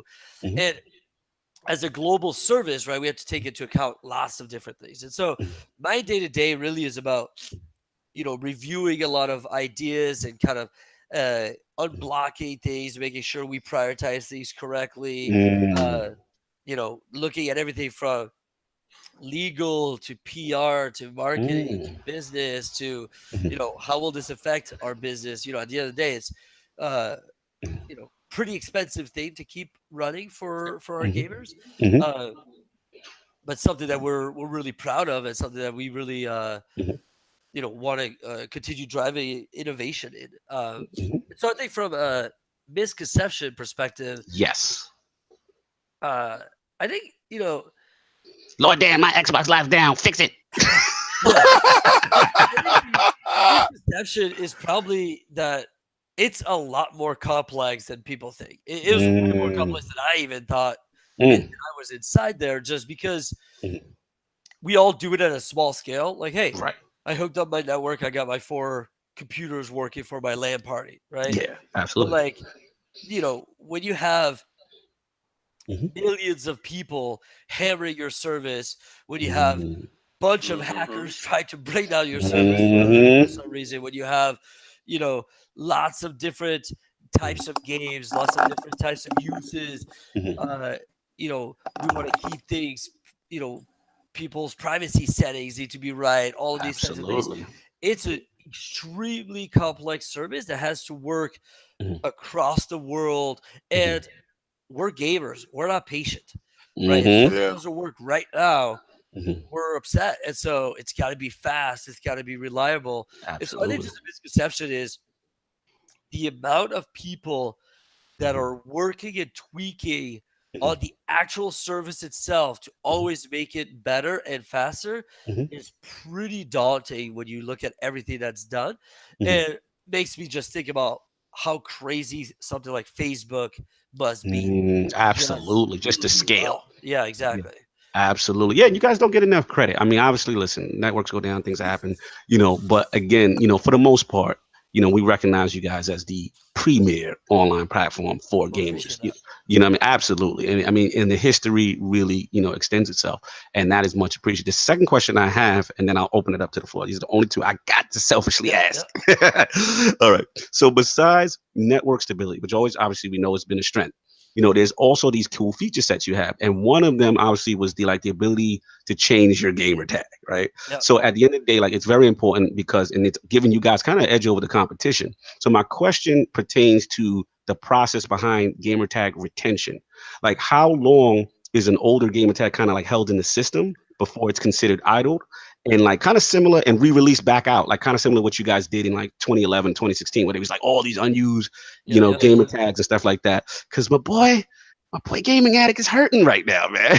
he Yeah. was he's room to kill on Xbox. He wants to change his tag. He wants to be a lord, and apparently, I guess someone is idle. So how does that process work? Yeah, it's a good question. So the Mhm. process changed a bunch of times over the years. And truthfully, between us and everyone that is listening, I guess, Listening. It's between us. No one knows. No one knows. The It's all right. millions and millions of yeah, yeah, yeah. followers. We don't have any viewers. No one listens to us. This is actually a hot topic right now because we've been looking at the stats Mhm. of how long someone takes to create a gamer tag. Right. And Right. we've looked at the trends. So now everyone has numbers in their gamer tags, which is probably not what they want. Mhm. They're spending a lot of time finding the gamer tag. Like most people are landing on the gamer tag that they stick with after like 10 to 15 tries, which Mhm. is terrible because Mhm. that's 10 things that they probably wish that they would have had before the one that Right. they ended up with. And so, Right. BattleNet, Mhm. Discord, they've done a different route on unique tags with Okay. numbers and things like that with hashtags. And so we're looking right now at what could we do in the future to kind of make this awesome for everyone while still celebrating those that have their OG tag, right? And so Facts. we want to That's make me. sure that we do a good job there. So Mhm. right now that we have different policies, but Mhm. truthfully, those are all need to change and be updated to kind of accommodate for this Mhm. bigger system that we want to do as an overhaul. And so Okay. today it's kind of we Mhm. do some broad sweeping strokes of Mhm. idle users, Mhm. uh, we do some, you know, one-to-one basis, but Oh, all of that is one-to-one all of that basis, is being changed. as in room to kill can get his gamer tag changed right now. I'm just Yeah, kidding. it's difficult. Like those are the super expensive ones that we do for like, Ninja, right? Oh, Like, okay. that type But of. my boy is big, man. No, we get it. We get it. We get it.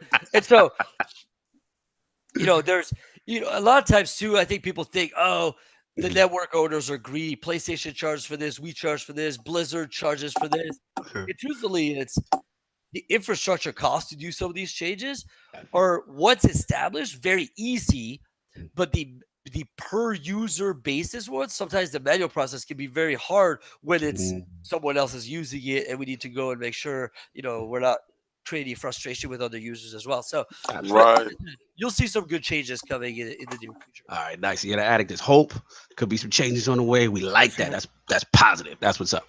So I'm open it up. Anybody could jump in with questions because I got a ton. I can keep running. Yeah, my question is, are you really looking forward to the next systems? Because I understand the limitations of this system as far as the CPU power. Does that affect the Xbox Live?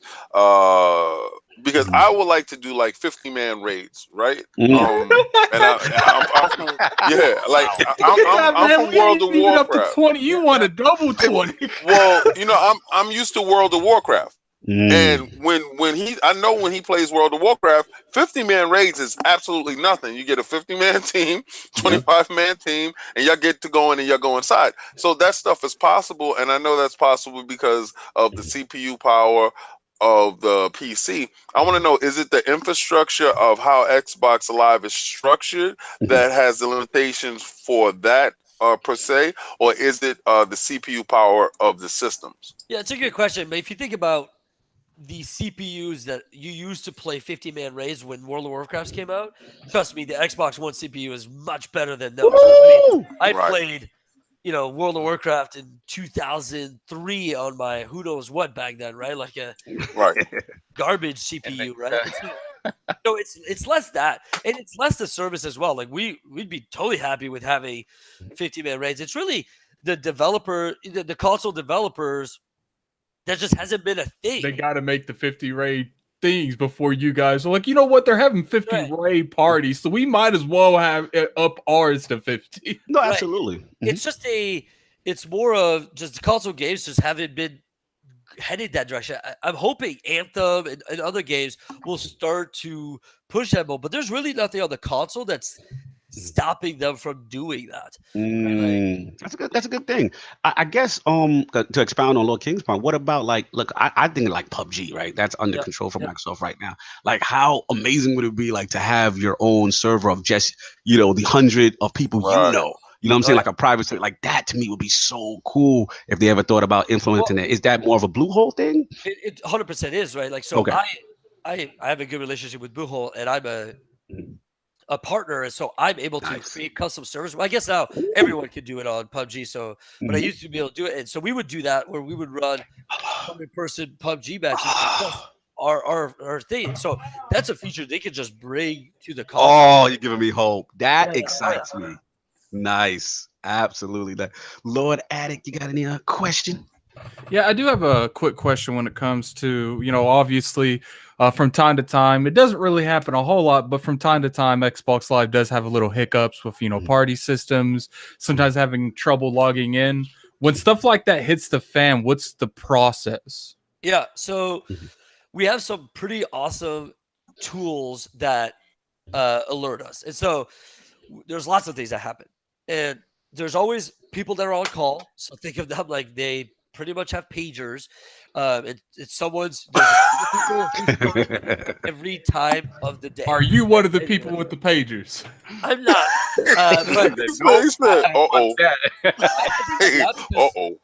I wouldn't be able to do anything with it afterwards, right? So we need people that are experts in these stuff. So what happens is our automated stuff will kick off notifications. Hey, we're seeing some dropouts, or we're seeing some of this. Someone should look into it.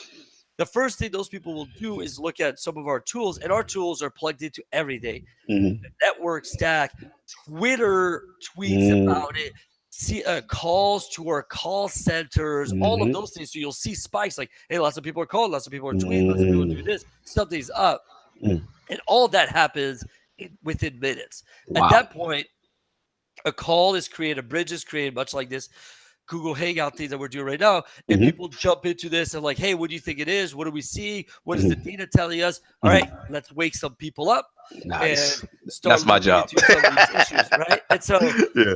it's that's kind of the process. And then it's like, all right, well, let PR know. Let's release a tweet. We know what the issue is. We're looking into it, and then we go and address it. And then once the issue is addressed, and lots of emails internally that get escalated, and they're all formatted awesome, when it started, when it finished, what the root cause was, all the charts and graphs and all of this stuff. And then the next week, by the next Friday, a large document goes out saying, here's what the issue was, here's what was mitigated, here's what we're going to do so it never happens again. Nice. Here's the process we're going to put in place to further mitigate it, those types of things. And so it's, truthfully, services like this have issues all the time, nonstop. And some of them, I'd say 99% of the issues never are shown to a user. Like you never see it, right? Because they're just little things, but that's just any large scale, right? Like I remember reading something about Google search results fail like 1 out of like 10,000 times or something, but like they recover and they give you something. Well, there's billions of people searching, so that means thousands of them fail every day, but you don't see it because they recover. And so we do a lot of those types of things where you maybe didn't get it the right thing, or it maybe took a second longer than we'd like to us. That's a failure, but to you it's just like, oh, whatever, it was whatever, it took a second, and so there's all kinds of different failures. The highest ones, those are the ones that get lots of emails, lots of text messages go out. Those are the ones where like users can't log in, or users got knocked out of a game, or those types of things. Those get addressed. I mean, they all get addressed extremely fast, but those are the ones that a lot more people get woken up, and we got to go do that. And so right now, this is the time when we do our most pre-holiday stuff. Like we want to make sure holidays also, because you're ready for that rush. Like I'm gonna be playing Battlefield. I'm gonna be playing Red Dead. Like I don't want to go down either, right? So imagine from your standpoint, you're playing on Xbox and I know what's about to happen. Dude, that's right. If you've ever done any home remodeling yourself, you see all the imperfections of everything you've done, right? Right. It's exactly the same way. Like anytime anything happens, I'm just like, gosh dang it. It's whatever it is, it's 1,000 times more frustrating with your own thing. For sure. Absolutely, man. And that affects, like, sometimes when you see that message, sometimes like Xbox Live core services down, like, is that kind of like one of those super high priority things as far as the scale? Okay, gotcha. And it's a very complex thing. Everything from identity to sign-in to your profile to then all the networking that we do with other partners and other games, and like the times when it's truly the Xbox Live services issue is one of many, right? Like there's just so many complex things, right? So it's like, the operating system need to update, or this third-party thing that runs on this edge server that lets you run a gateway from India to this, for those gamers to have a good experience, had a problem, right? Like it's such a complex thing that you never know. Yeah, absolutely. What's going to happen, right? So many factors, so many variables. Completely understand what you're saying. Let me get up. I'll give one last example. Sure, please do. Look at, and I'll go back to World of Warcraft. World of Warcraft released last Monday the expansion after 15 years. This is the whatever 8th expansion or whatever it is. And look at that. It was the worst release they've had in a long time. There's people that couldn't play for the first 2 days. Servers kept going down, all of that. And this is Blizzard, the gods of doing this. They've been doing it for 15 years. And so it's just to show that, like, nothing against them. It's just a very complex thing. And there's, things just go sideways sometimes. No, I hear you, man. I hear you. Because like I said, it's funny to see the Twitter rhetoric sometimes. Just like, I can't believe it's down. This is supposed to be the best network. Yeah, I'm You know what I'm supposed to saying? be playing right now. Yeah, exactly. You know, and it's good to hear someone from behind the scenes, break it down for us too, so we can explain, But yeah, what's but we really get going it, on. right? Because to us, it's a job, but it's what we do as well, right? So we Absolutely. get it, right? Like I just worked a 9 to 5. Mhm, I'm ready to go home. What do I want to do? I want to game, and if I can't, mhm, that's extremely frustrating, right? Like that's mhm, like imagine it's like when you go to a movie, this has only happened to me once. You're mhm, at the movies, you're sitting there, you paid, you got your popcorn, and the mhm. screen goes black or something. You're like, Yeah. Oh Oh God. my like gosh. no, thank you, right? It's supposed to Yeah. stay the same. I said no, thank you. No. I'm gonna watch my Avengers no matter what, you know. Shout out to Lil Buzz, Xbox Live PS. So You the got to number be down. Fake positive, news. man. You got to assume that black screen's part of the film. That's right. No doubt. Lord Sam, you're up, man. You got a question for Lord Dan. Yeah. Well, my question's more big picture. Like, Mhm, we know that these next consoles are coming within the next few years, mhm, and we know there's been talk that streaming is going to be sort of an integral part of what these next generation of consoles, especially Xbox, brings to the table. So my question to you is, how does Xbox Live have to evolve to support that sort of stuff? Great question. Is that I mean, I know it must be very exciting, but it must be something that it's a huge task to undertake. So, how does Xbox Live look in 2020?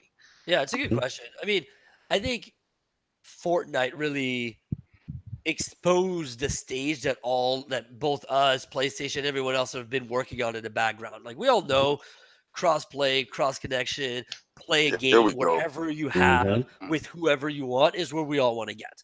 Right. Like Yep. and so I think Fortnite just exposed it a little earlier than we had anticipated to everyone, which I think is great because it then pushes everyone in the right direction. And so mhm, I think in 2020, there's a lot less, oh, you play on that. Oh, you don't have a Yep. PC. Right. mhm, Reach your friends. Like I think it's more, let's game tonight. Like I have nice. a good example of pre Fortnite for me was Mhm, I'm on my PC and I was working. mhm. And Phil Spencer, the head of Xbox, Did sends me that a for you. game invite for Sea of Thieves. Okay. Uh, And I accept it. I mhm, start playing Sea of Thieves on my PC and we're talking and we're on our boat and we're doing our things. mhm, And someone in our party says, "Hey, how do you pick this up?" And mhm. Phil said, "Well, you press Y." And right then it hit me in my head. Oh, Mm, they're on the console. right. Mm-hmm. And I hadn't even connected it.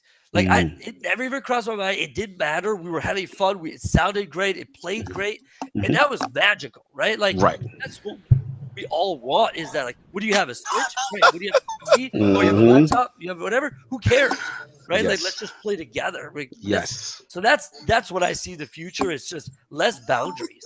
Mhm. No, Oh, that's great. And So, that is my whole crust. That's pure gaming. That is who did that for you. Hashtag Phil. Spell. Yeah. Shout out to Lord King. We affectionately call Phil Lord Xbox only begotten Son, our Lord and Savior. X.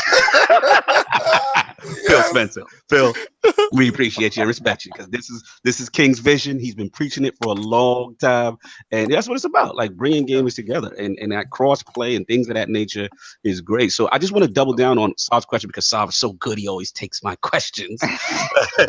So, yeah, like, obviously I know you can't comment on the rumors, right? You know what I'm saying? Because obviously you're working on what you're working on. But Yeah. in reference to obviously one of them is a dedicated streaming console. And what we hear, you know what I'm saying? So in regards to how like the network speeds are evolving and streaming is currently handled by like Mixer, which is like extremely low latency. You know what I'm Yeah. saying? In my opinion, superior to Twitch, but that's just me. But so like how far down the road do you anticipate a future where Xbox Live could possibly handle streaming video games? Yeah, I mean, it's a lot of interesting infrastructure, right? Like as we Mhm, look at how do we accommodate hundreds of millions of people on whatever endpoints that there are, mhm, there's a lot of work that just needs to happen just to be able to stay up and stay fast, right? mhm, And no matter what they're doing, I think game streaming is a whole other system of uh infrastructure that needs to be created that's kind of side to Xbox Live. We have a dedicated team that is thinking about all of that stuff, and then how it connects with us is kind of the magic sauce that we kind of bring to the table. And so I think there's a lot of innovation. Like, I mean, think about your iPhone or whatever device that you have now 5 years ago, right? Like the features it had compared to what it has today. Right? Like, Facts.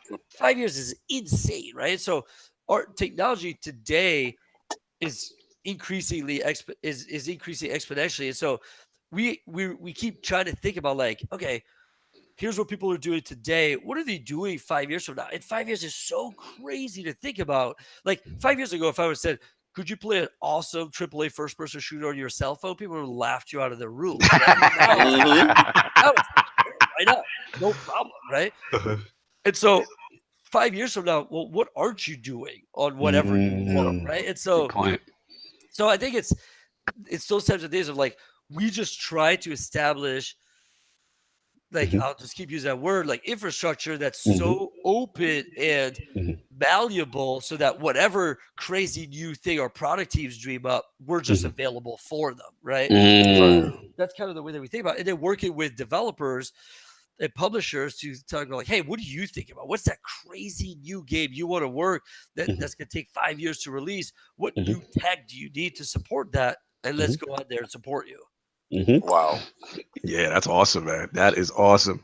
I got more. Come on, Lord, because if you go, y'all let me run the show. Well, yeah, I mean, I got exactly what I wanted from the So, yeah. So go ahead. a personal question for Dan. I know that like you're an inventor and you have patents, and a lot of your patents seem to be just are all of your patents Microsoft related, or you have stuff that you've worked on yourself that you tried to patent apart from Microsoft? I haven't. I mean, I've worked on other stuff. I've released some iOS and Android games I'm not going to tell you the names of. But ILP exclusive. Just drop it anytime you want. Dan, anytime. But no, all of my patents are Connect, games, and HoloLens related, and they're all owned by Microsoft. And I'm just inventor on them. Yeah. That's what's up. All right. So I want to get into actually interaction with other teams at Microsoft. So what teams do you tend to interact with the most? Like maybe the platform team, any interaction also with a friend to the realm, Lord Bill Stillwell from the backward compatibility team, and just interactions like even with Lord Mikey Barra and Phil Spencer. Like how often are you interacting with your role? Yeah, so Mike's my boss, and so I see him every day. He sits, like 4 or 5 offices from mine, so it's hard to avoid him. Shout out to Lord Mikey Barra. We try to get him. Yeah, and so we have lots of weekly meetings together, and we see each other a lot. Phil is probably more like every other week. I probably have some meetings with him, but at least multiple times a month. And then I really interact a lot with the Game Pass team, the Mixer team, the hardware platform team. Everything from enforcement to PR to marketing to legal. All of that stuff is like my daily job. So I interact with all of those teams. So in our business end. So if it's Xbox, I'm talking with those people. I probably meet with folks from the studios at least, a couple times a month, just to kind of, see what they're working on and how we can better work together. Gotcha. And then our third party team as well on, the big titles that are coming out this holiday, making sure we're ready for them, make sure that they have everything they need. So it's kind of, Xbox Live is kind of at the center of it all. And so we kind of, no, I hear you. That's what I figured. Awesome. You probably interacted with so much. So, any love for the back compat team? Obviously, they announced titles and stuff like that. And, I mean, I love the back compat team. I talked with them a lot. Like they're focused on a lot of cool new stuff that's coming out too. So we're working on with them on that. And there's a lot of fun stuff happening. Were there any issues as far as the infrastructure? Because one thing I thought was really cool, and you guys don't get enough credit for, is that whole connection between 360 and Xbox One and getting it to be on the same network and getting us to recognize the achievements and purchases and all of that. That's why I really salute those guys like, Bill Stillwell and those guys, because, a lot of other platforms aren't doing that. It's almost like a Yeah. no game, I no mean, feature left behind kind of they thing. did a great job. Like when we actually had a discussion about this week because of Mhm, how we count people on our networks. That mhm, when someone is playing a 360 game on their Xbox One, mhm. to our system, you're playing on your 360. Like there's Yeah. no Exactly. difference Mhm, to the user and truthfully to our backend. Like we know just because of how you got into it, but it's just an mhm. interesting uh just the way that's made. It's like it's a full simulation, which is awesome. Nice, Yeah. nice, nice. Anyone jumping in? Because Yeah. Cognito run his mouth. Question. Just expanding a little bit. Mhm, And a question from the chat. They want to know, mhm, like, what's the excitement level at Microsoft around like these new studio acquisitions, and from your interactions with these studios, like, what's the general excitement level about what's to come, and that mhm, being the new IP, new games coming, and then obviously the new hardware coming down the pipeline. What's the general feeling around this stuff? Yeah, everyone is super pumped, right? Like I think it's really just showing that like, hey, we're for real. Like this Yeah, we're not slowing down. We're exactly. increasing, and so I think everyone is just pumped. Like I love games. I love Mhm, more games, and so the mhm, more we could do to bring more together, mhm, we're just going to continue doing that. And so I think everyone is just super jazzed that it's almost like a second win to me. Like I think the mm. Xbox org has always done a great job moving forward, but it's kind of been moving forward at the same speed. Where Yes. right now we're trying to let people know, like, no, we're doubling down, we're going all in.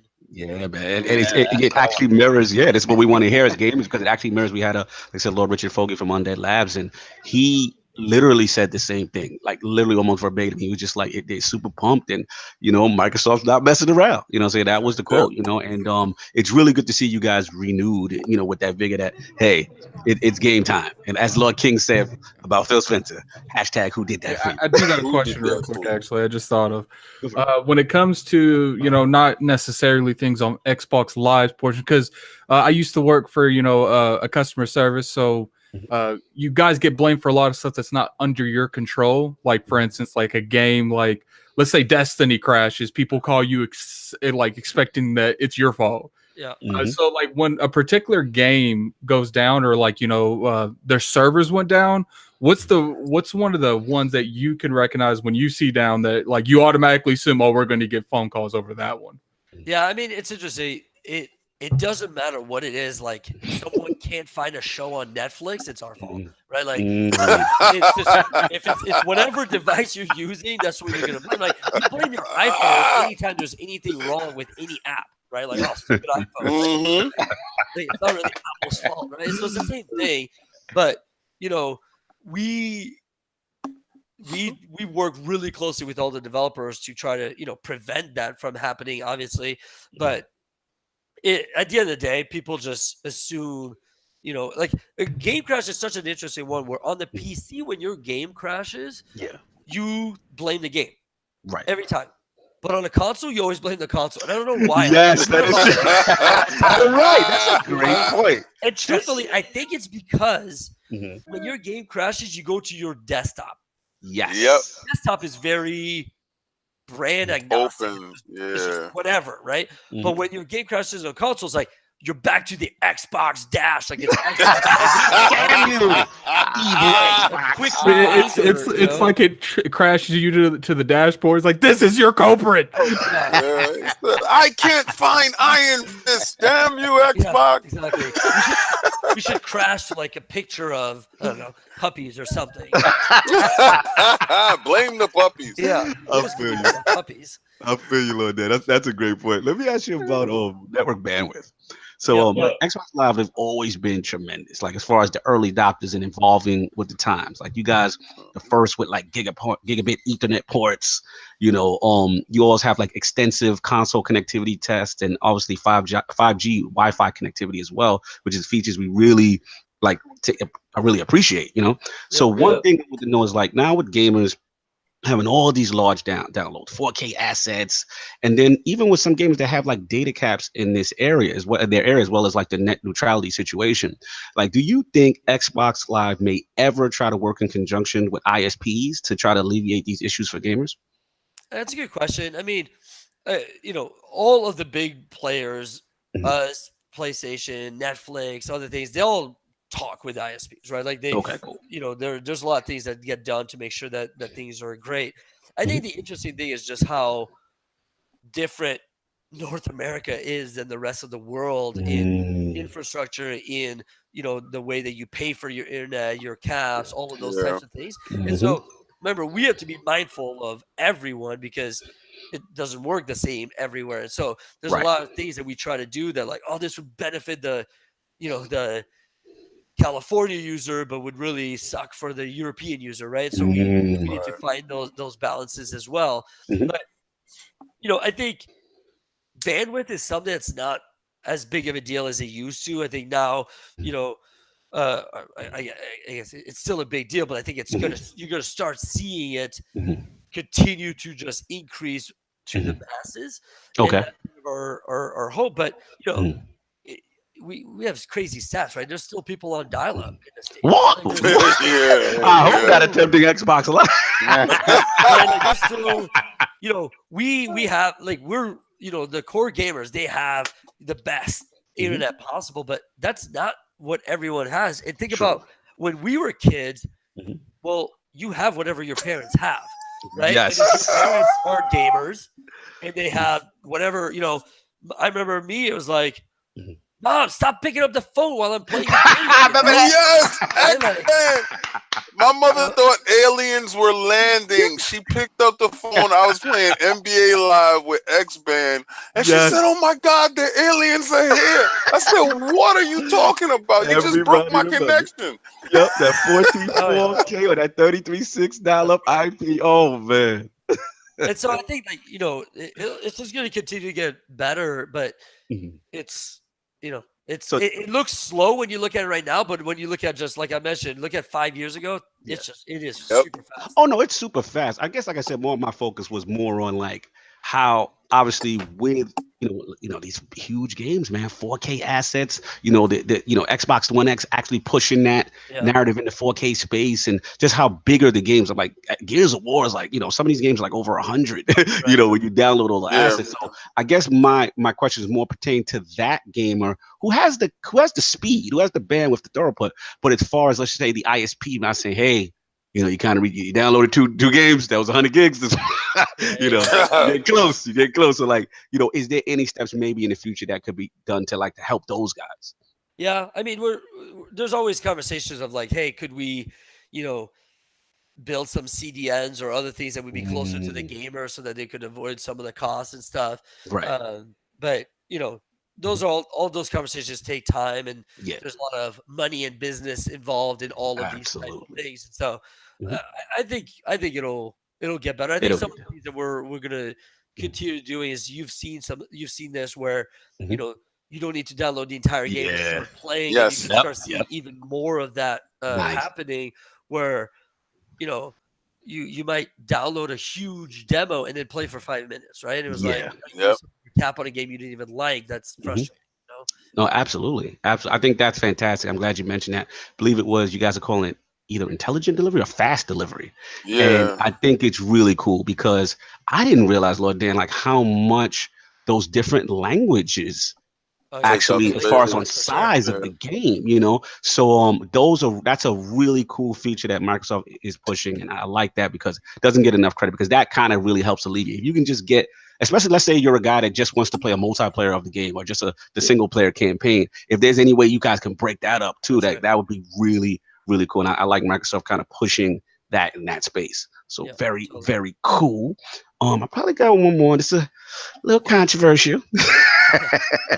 So we're gonna get into it. So obviously, the value of Xbox Live, many gamers people feel tremendous value for it, and all the services it provides, the cloud save. I know where you're going. You know where I'm going. Game Pass, Games with Gold. You guys are 12-player party chat, cross play, and play anywhere. However, one of the hottest debates the past 2 years regarding Xbox Live has been the idea of console gamers having to pay for online multiplayer. So while in contrast, obviously PC gamers do not. We all know this is a business, Lord Dan. We all know the revenue streams play a part here. But at the same time, however, do you think we will ever see a time when there's like a tiered system for Xbox Live where kind of free online multiplayer is the base, and then maybe all those additional great services are added with paid tiers? It's a good question. I think definitely we will see changes. Like Nice. Confirmed. I'm not. No, I'm not. I'm not. We're not getting you in trouble on that. yeah, don't worry. The Don't floor worry. is liable. Nobody, It's all right. nobody listens to us. No. But Small podcast. the important thing is like we want to give users different choices, and there's going to be lots of different options going forward. Now, is there ever going to be just a straight up free play anything? I don't know. Like that's something we need to go and evaluate and see if it's the right thing to do. Mhm. But will we offer different options for users going forward? Totally. Nice. Lord That's what we want to Sovereign is back at his Nostradamus stuff because I'm listen.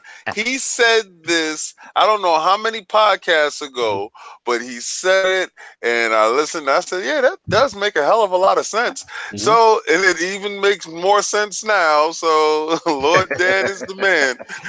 Absolutely, absolutely. It's just from the standpoint, obviously, like I said, we have all these services and things like that. I know, Xbox is real big on engagement, especially with things like Game Pass.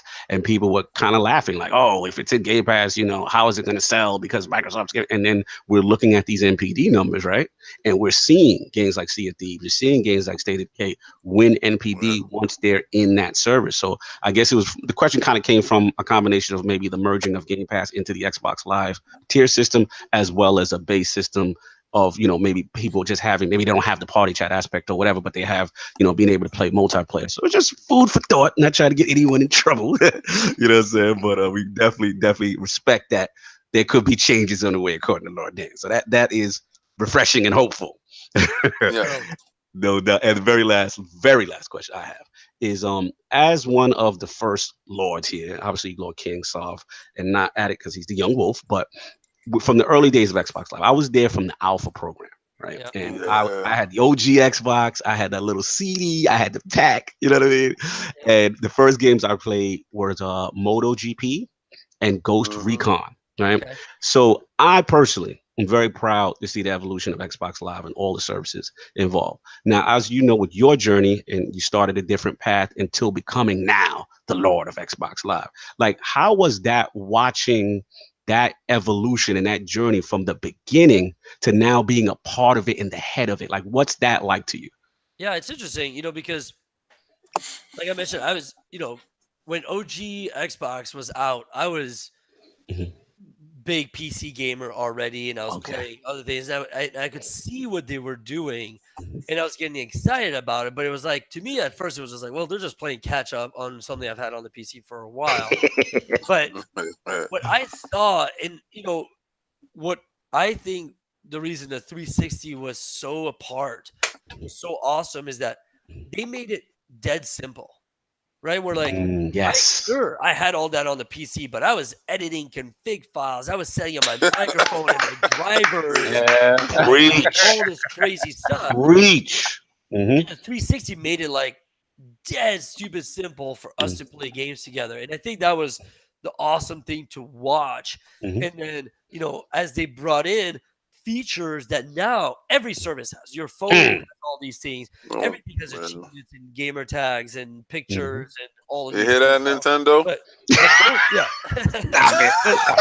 but those aren't things that that were available back then. I think that was some of the awesome stuff that I was able to see and benefit from. And so now it's awesome to be a part of it after having been able to be from benefiting from it for so long.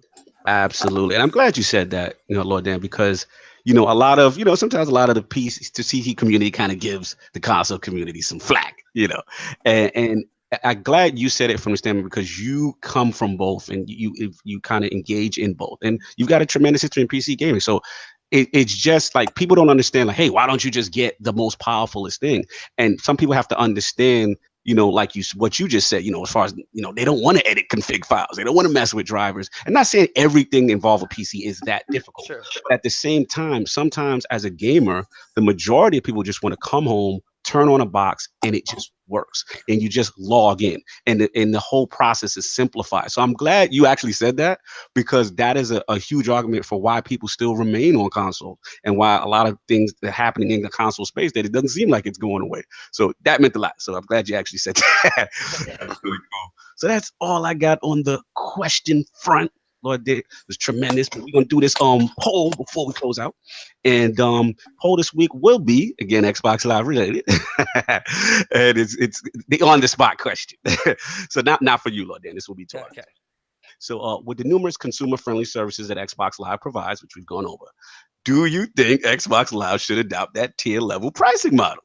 The my choices will be A, yes, would love Game Pass incorporated into the Xbox Live subscription. B, no, unless online multiplayer is free at the base level. Or C, I don't care until I see more exclusive games.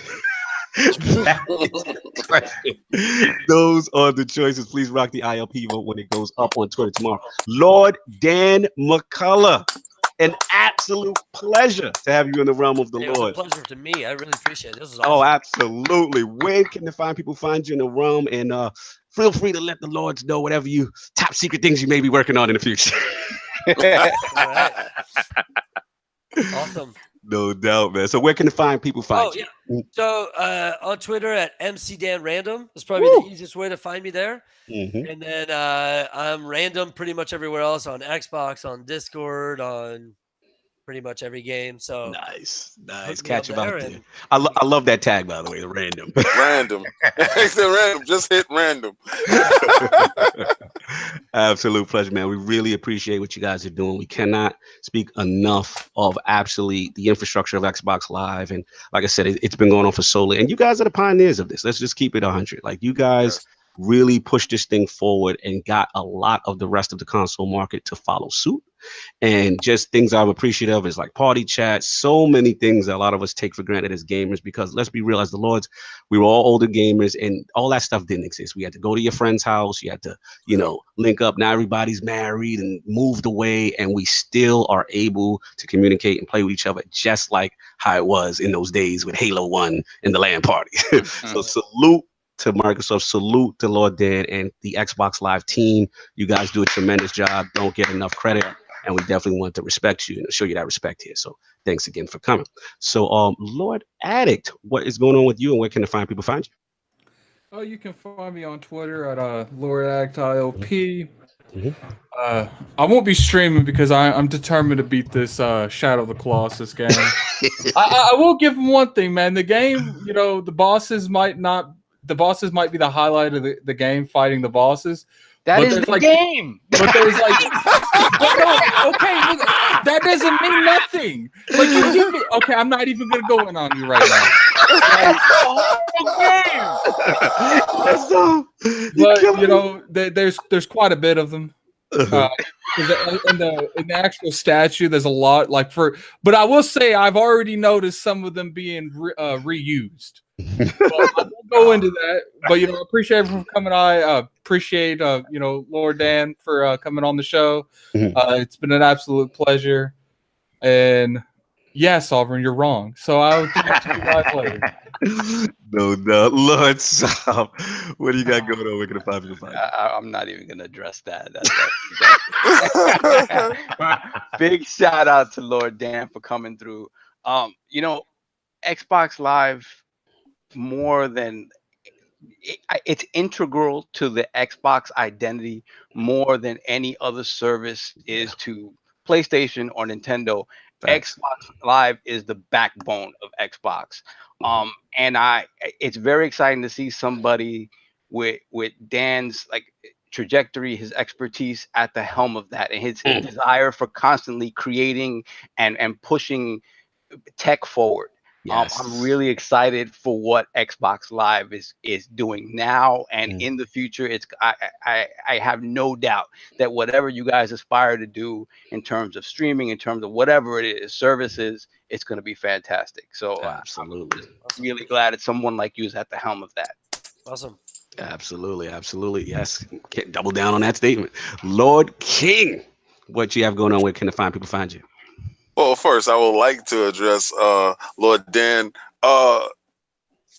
tremendous guy.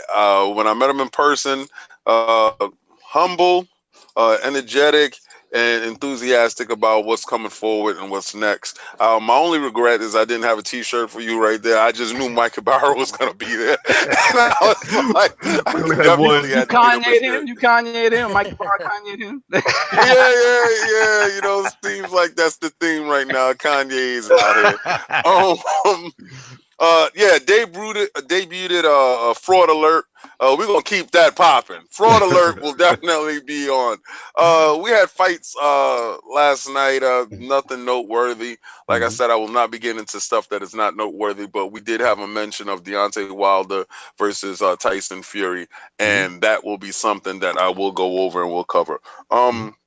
Like I said, you can find me on Twitter, Facebook, Instagram. If you have not subscribed to our Instagram, please do. Please do now. Yes. It's some stuff that went up the past couple of days. That I don't know. It's like this weird competition LordCognito and I have, and I don't know if Lord Attic is in it, or I don't know who's posting pictures. All right, we all have access to this account, so I don't ever know who's posting what. So it's just how you find out stuff by going there. I find out stuff. I'm not posting pictures. Or you should, because you have a lot of pictures that I know you do. Because you were taking pictures when you were there, and I know you have some in the cut stuff that you could just throw up in there. And I encourage you. And what makes you think I'm gonna post that on there? I don't know, brother, but I think you should. We have a lot of stuff up there, Lord Dan. Like a lot of the E3 shows, past E3s. You know, PAX. There's a lot of industry rooftop party. Your pictures up there. You're up there with Lord Ibarra and the rest of the crew. You know, so shout out to Lord Megatron too. Absolutely. Oh, and just real quick, Lord Dan, I forgot. Lord Tim Dog actually wanted me to ask you, how was it like meeting the fans on that rooftop party? Yes, it was awesome. Like, you know, I've met some super fans before, but this was something else. It was just the creme of the creme. Yeah, exactly right. Like, you guys are serious about this, and I thought that was awesome. Thank you so much. I want to shout out Lords that were out there. You know, you had Tim Dog Beats Fire. You know what I'm saying? Downer, Lord Megatron. Again, I can't thank enough. You know what I'm saying, for getting us out there as well. I believe from 2XP, what's her name? Mamacita was there. Yeah. Also L Boogie. L Boogie was up there. L Boogie was there. Yes. So many. Bloody Knuckles, Southbound. Man, the list goes on. Yeah, man, the list goes on and on. It was such a good time. Oh, shout out to Sir Rick, my guy from Warhorse Studios. Yes. Yeah, it was tremendous fun. And like I said, one thing you guys don't get enough credit for, Dan, is that you guys, the Xbox team is probably one of the most personable, fan-friendly teams I have been around. There's no Hollywoodness. Yes. They make you feel like family. And that's one thing we also want to thank you guys. That really doesn't get enough credit. I've been stated. So yeah, for me, it's LordCognito on Twitter. You already know, and obviously the Iron Lord Podcast YouTube channel. We got some stuff going on up there. We got a new Flashpoint. Shout out to Wilhelm Scream. He was in the chat today. He's from Destiny Tower and Ebontis. We had a great episode talking that Destiny talk, and of course a lot of other gaming stuff. So please check out that channel as well, and definitely hit the like and subscribe, all that good stuff. Lord Kaibatsu will have the audio up on iTunes and SoundCloud later. I also want to shout out the ILP stream team. Lord Snaldo, saw you in the chat. Old School Style, Super G, and the amazing Lady L Boogie. Please check them out when they stream on the ILP channel. And last but not least, but I just want to thank everyone for checking out the ILP Patreon. You guys help us try to put out some of this cool content. Keep giving you that great interviews and all that stuff you want. So thank you again for supporting it. We really appreciate it. If any of the Lords have anything else to say, we'll wrap this thing up. Yeah, Shadow Claws, this is trash, and I'll see you guys next week. And there you have it. I knew he couldn't get a whole show out without saying it. Gotta get the last word in. Gotta get the last word. And on that note, everyone enjoy your Sunday. Everyone, peace. Thanks for having me.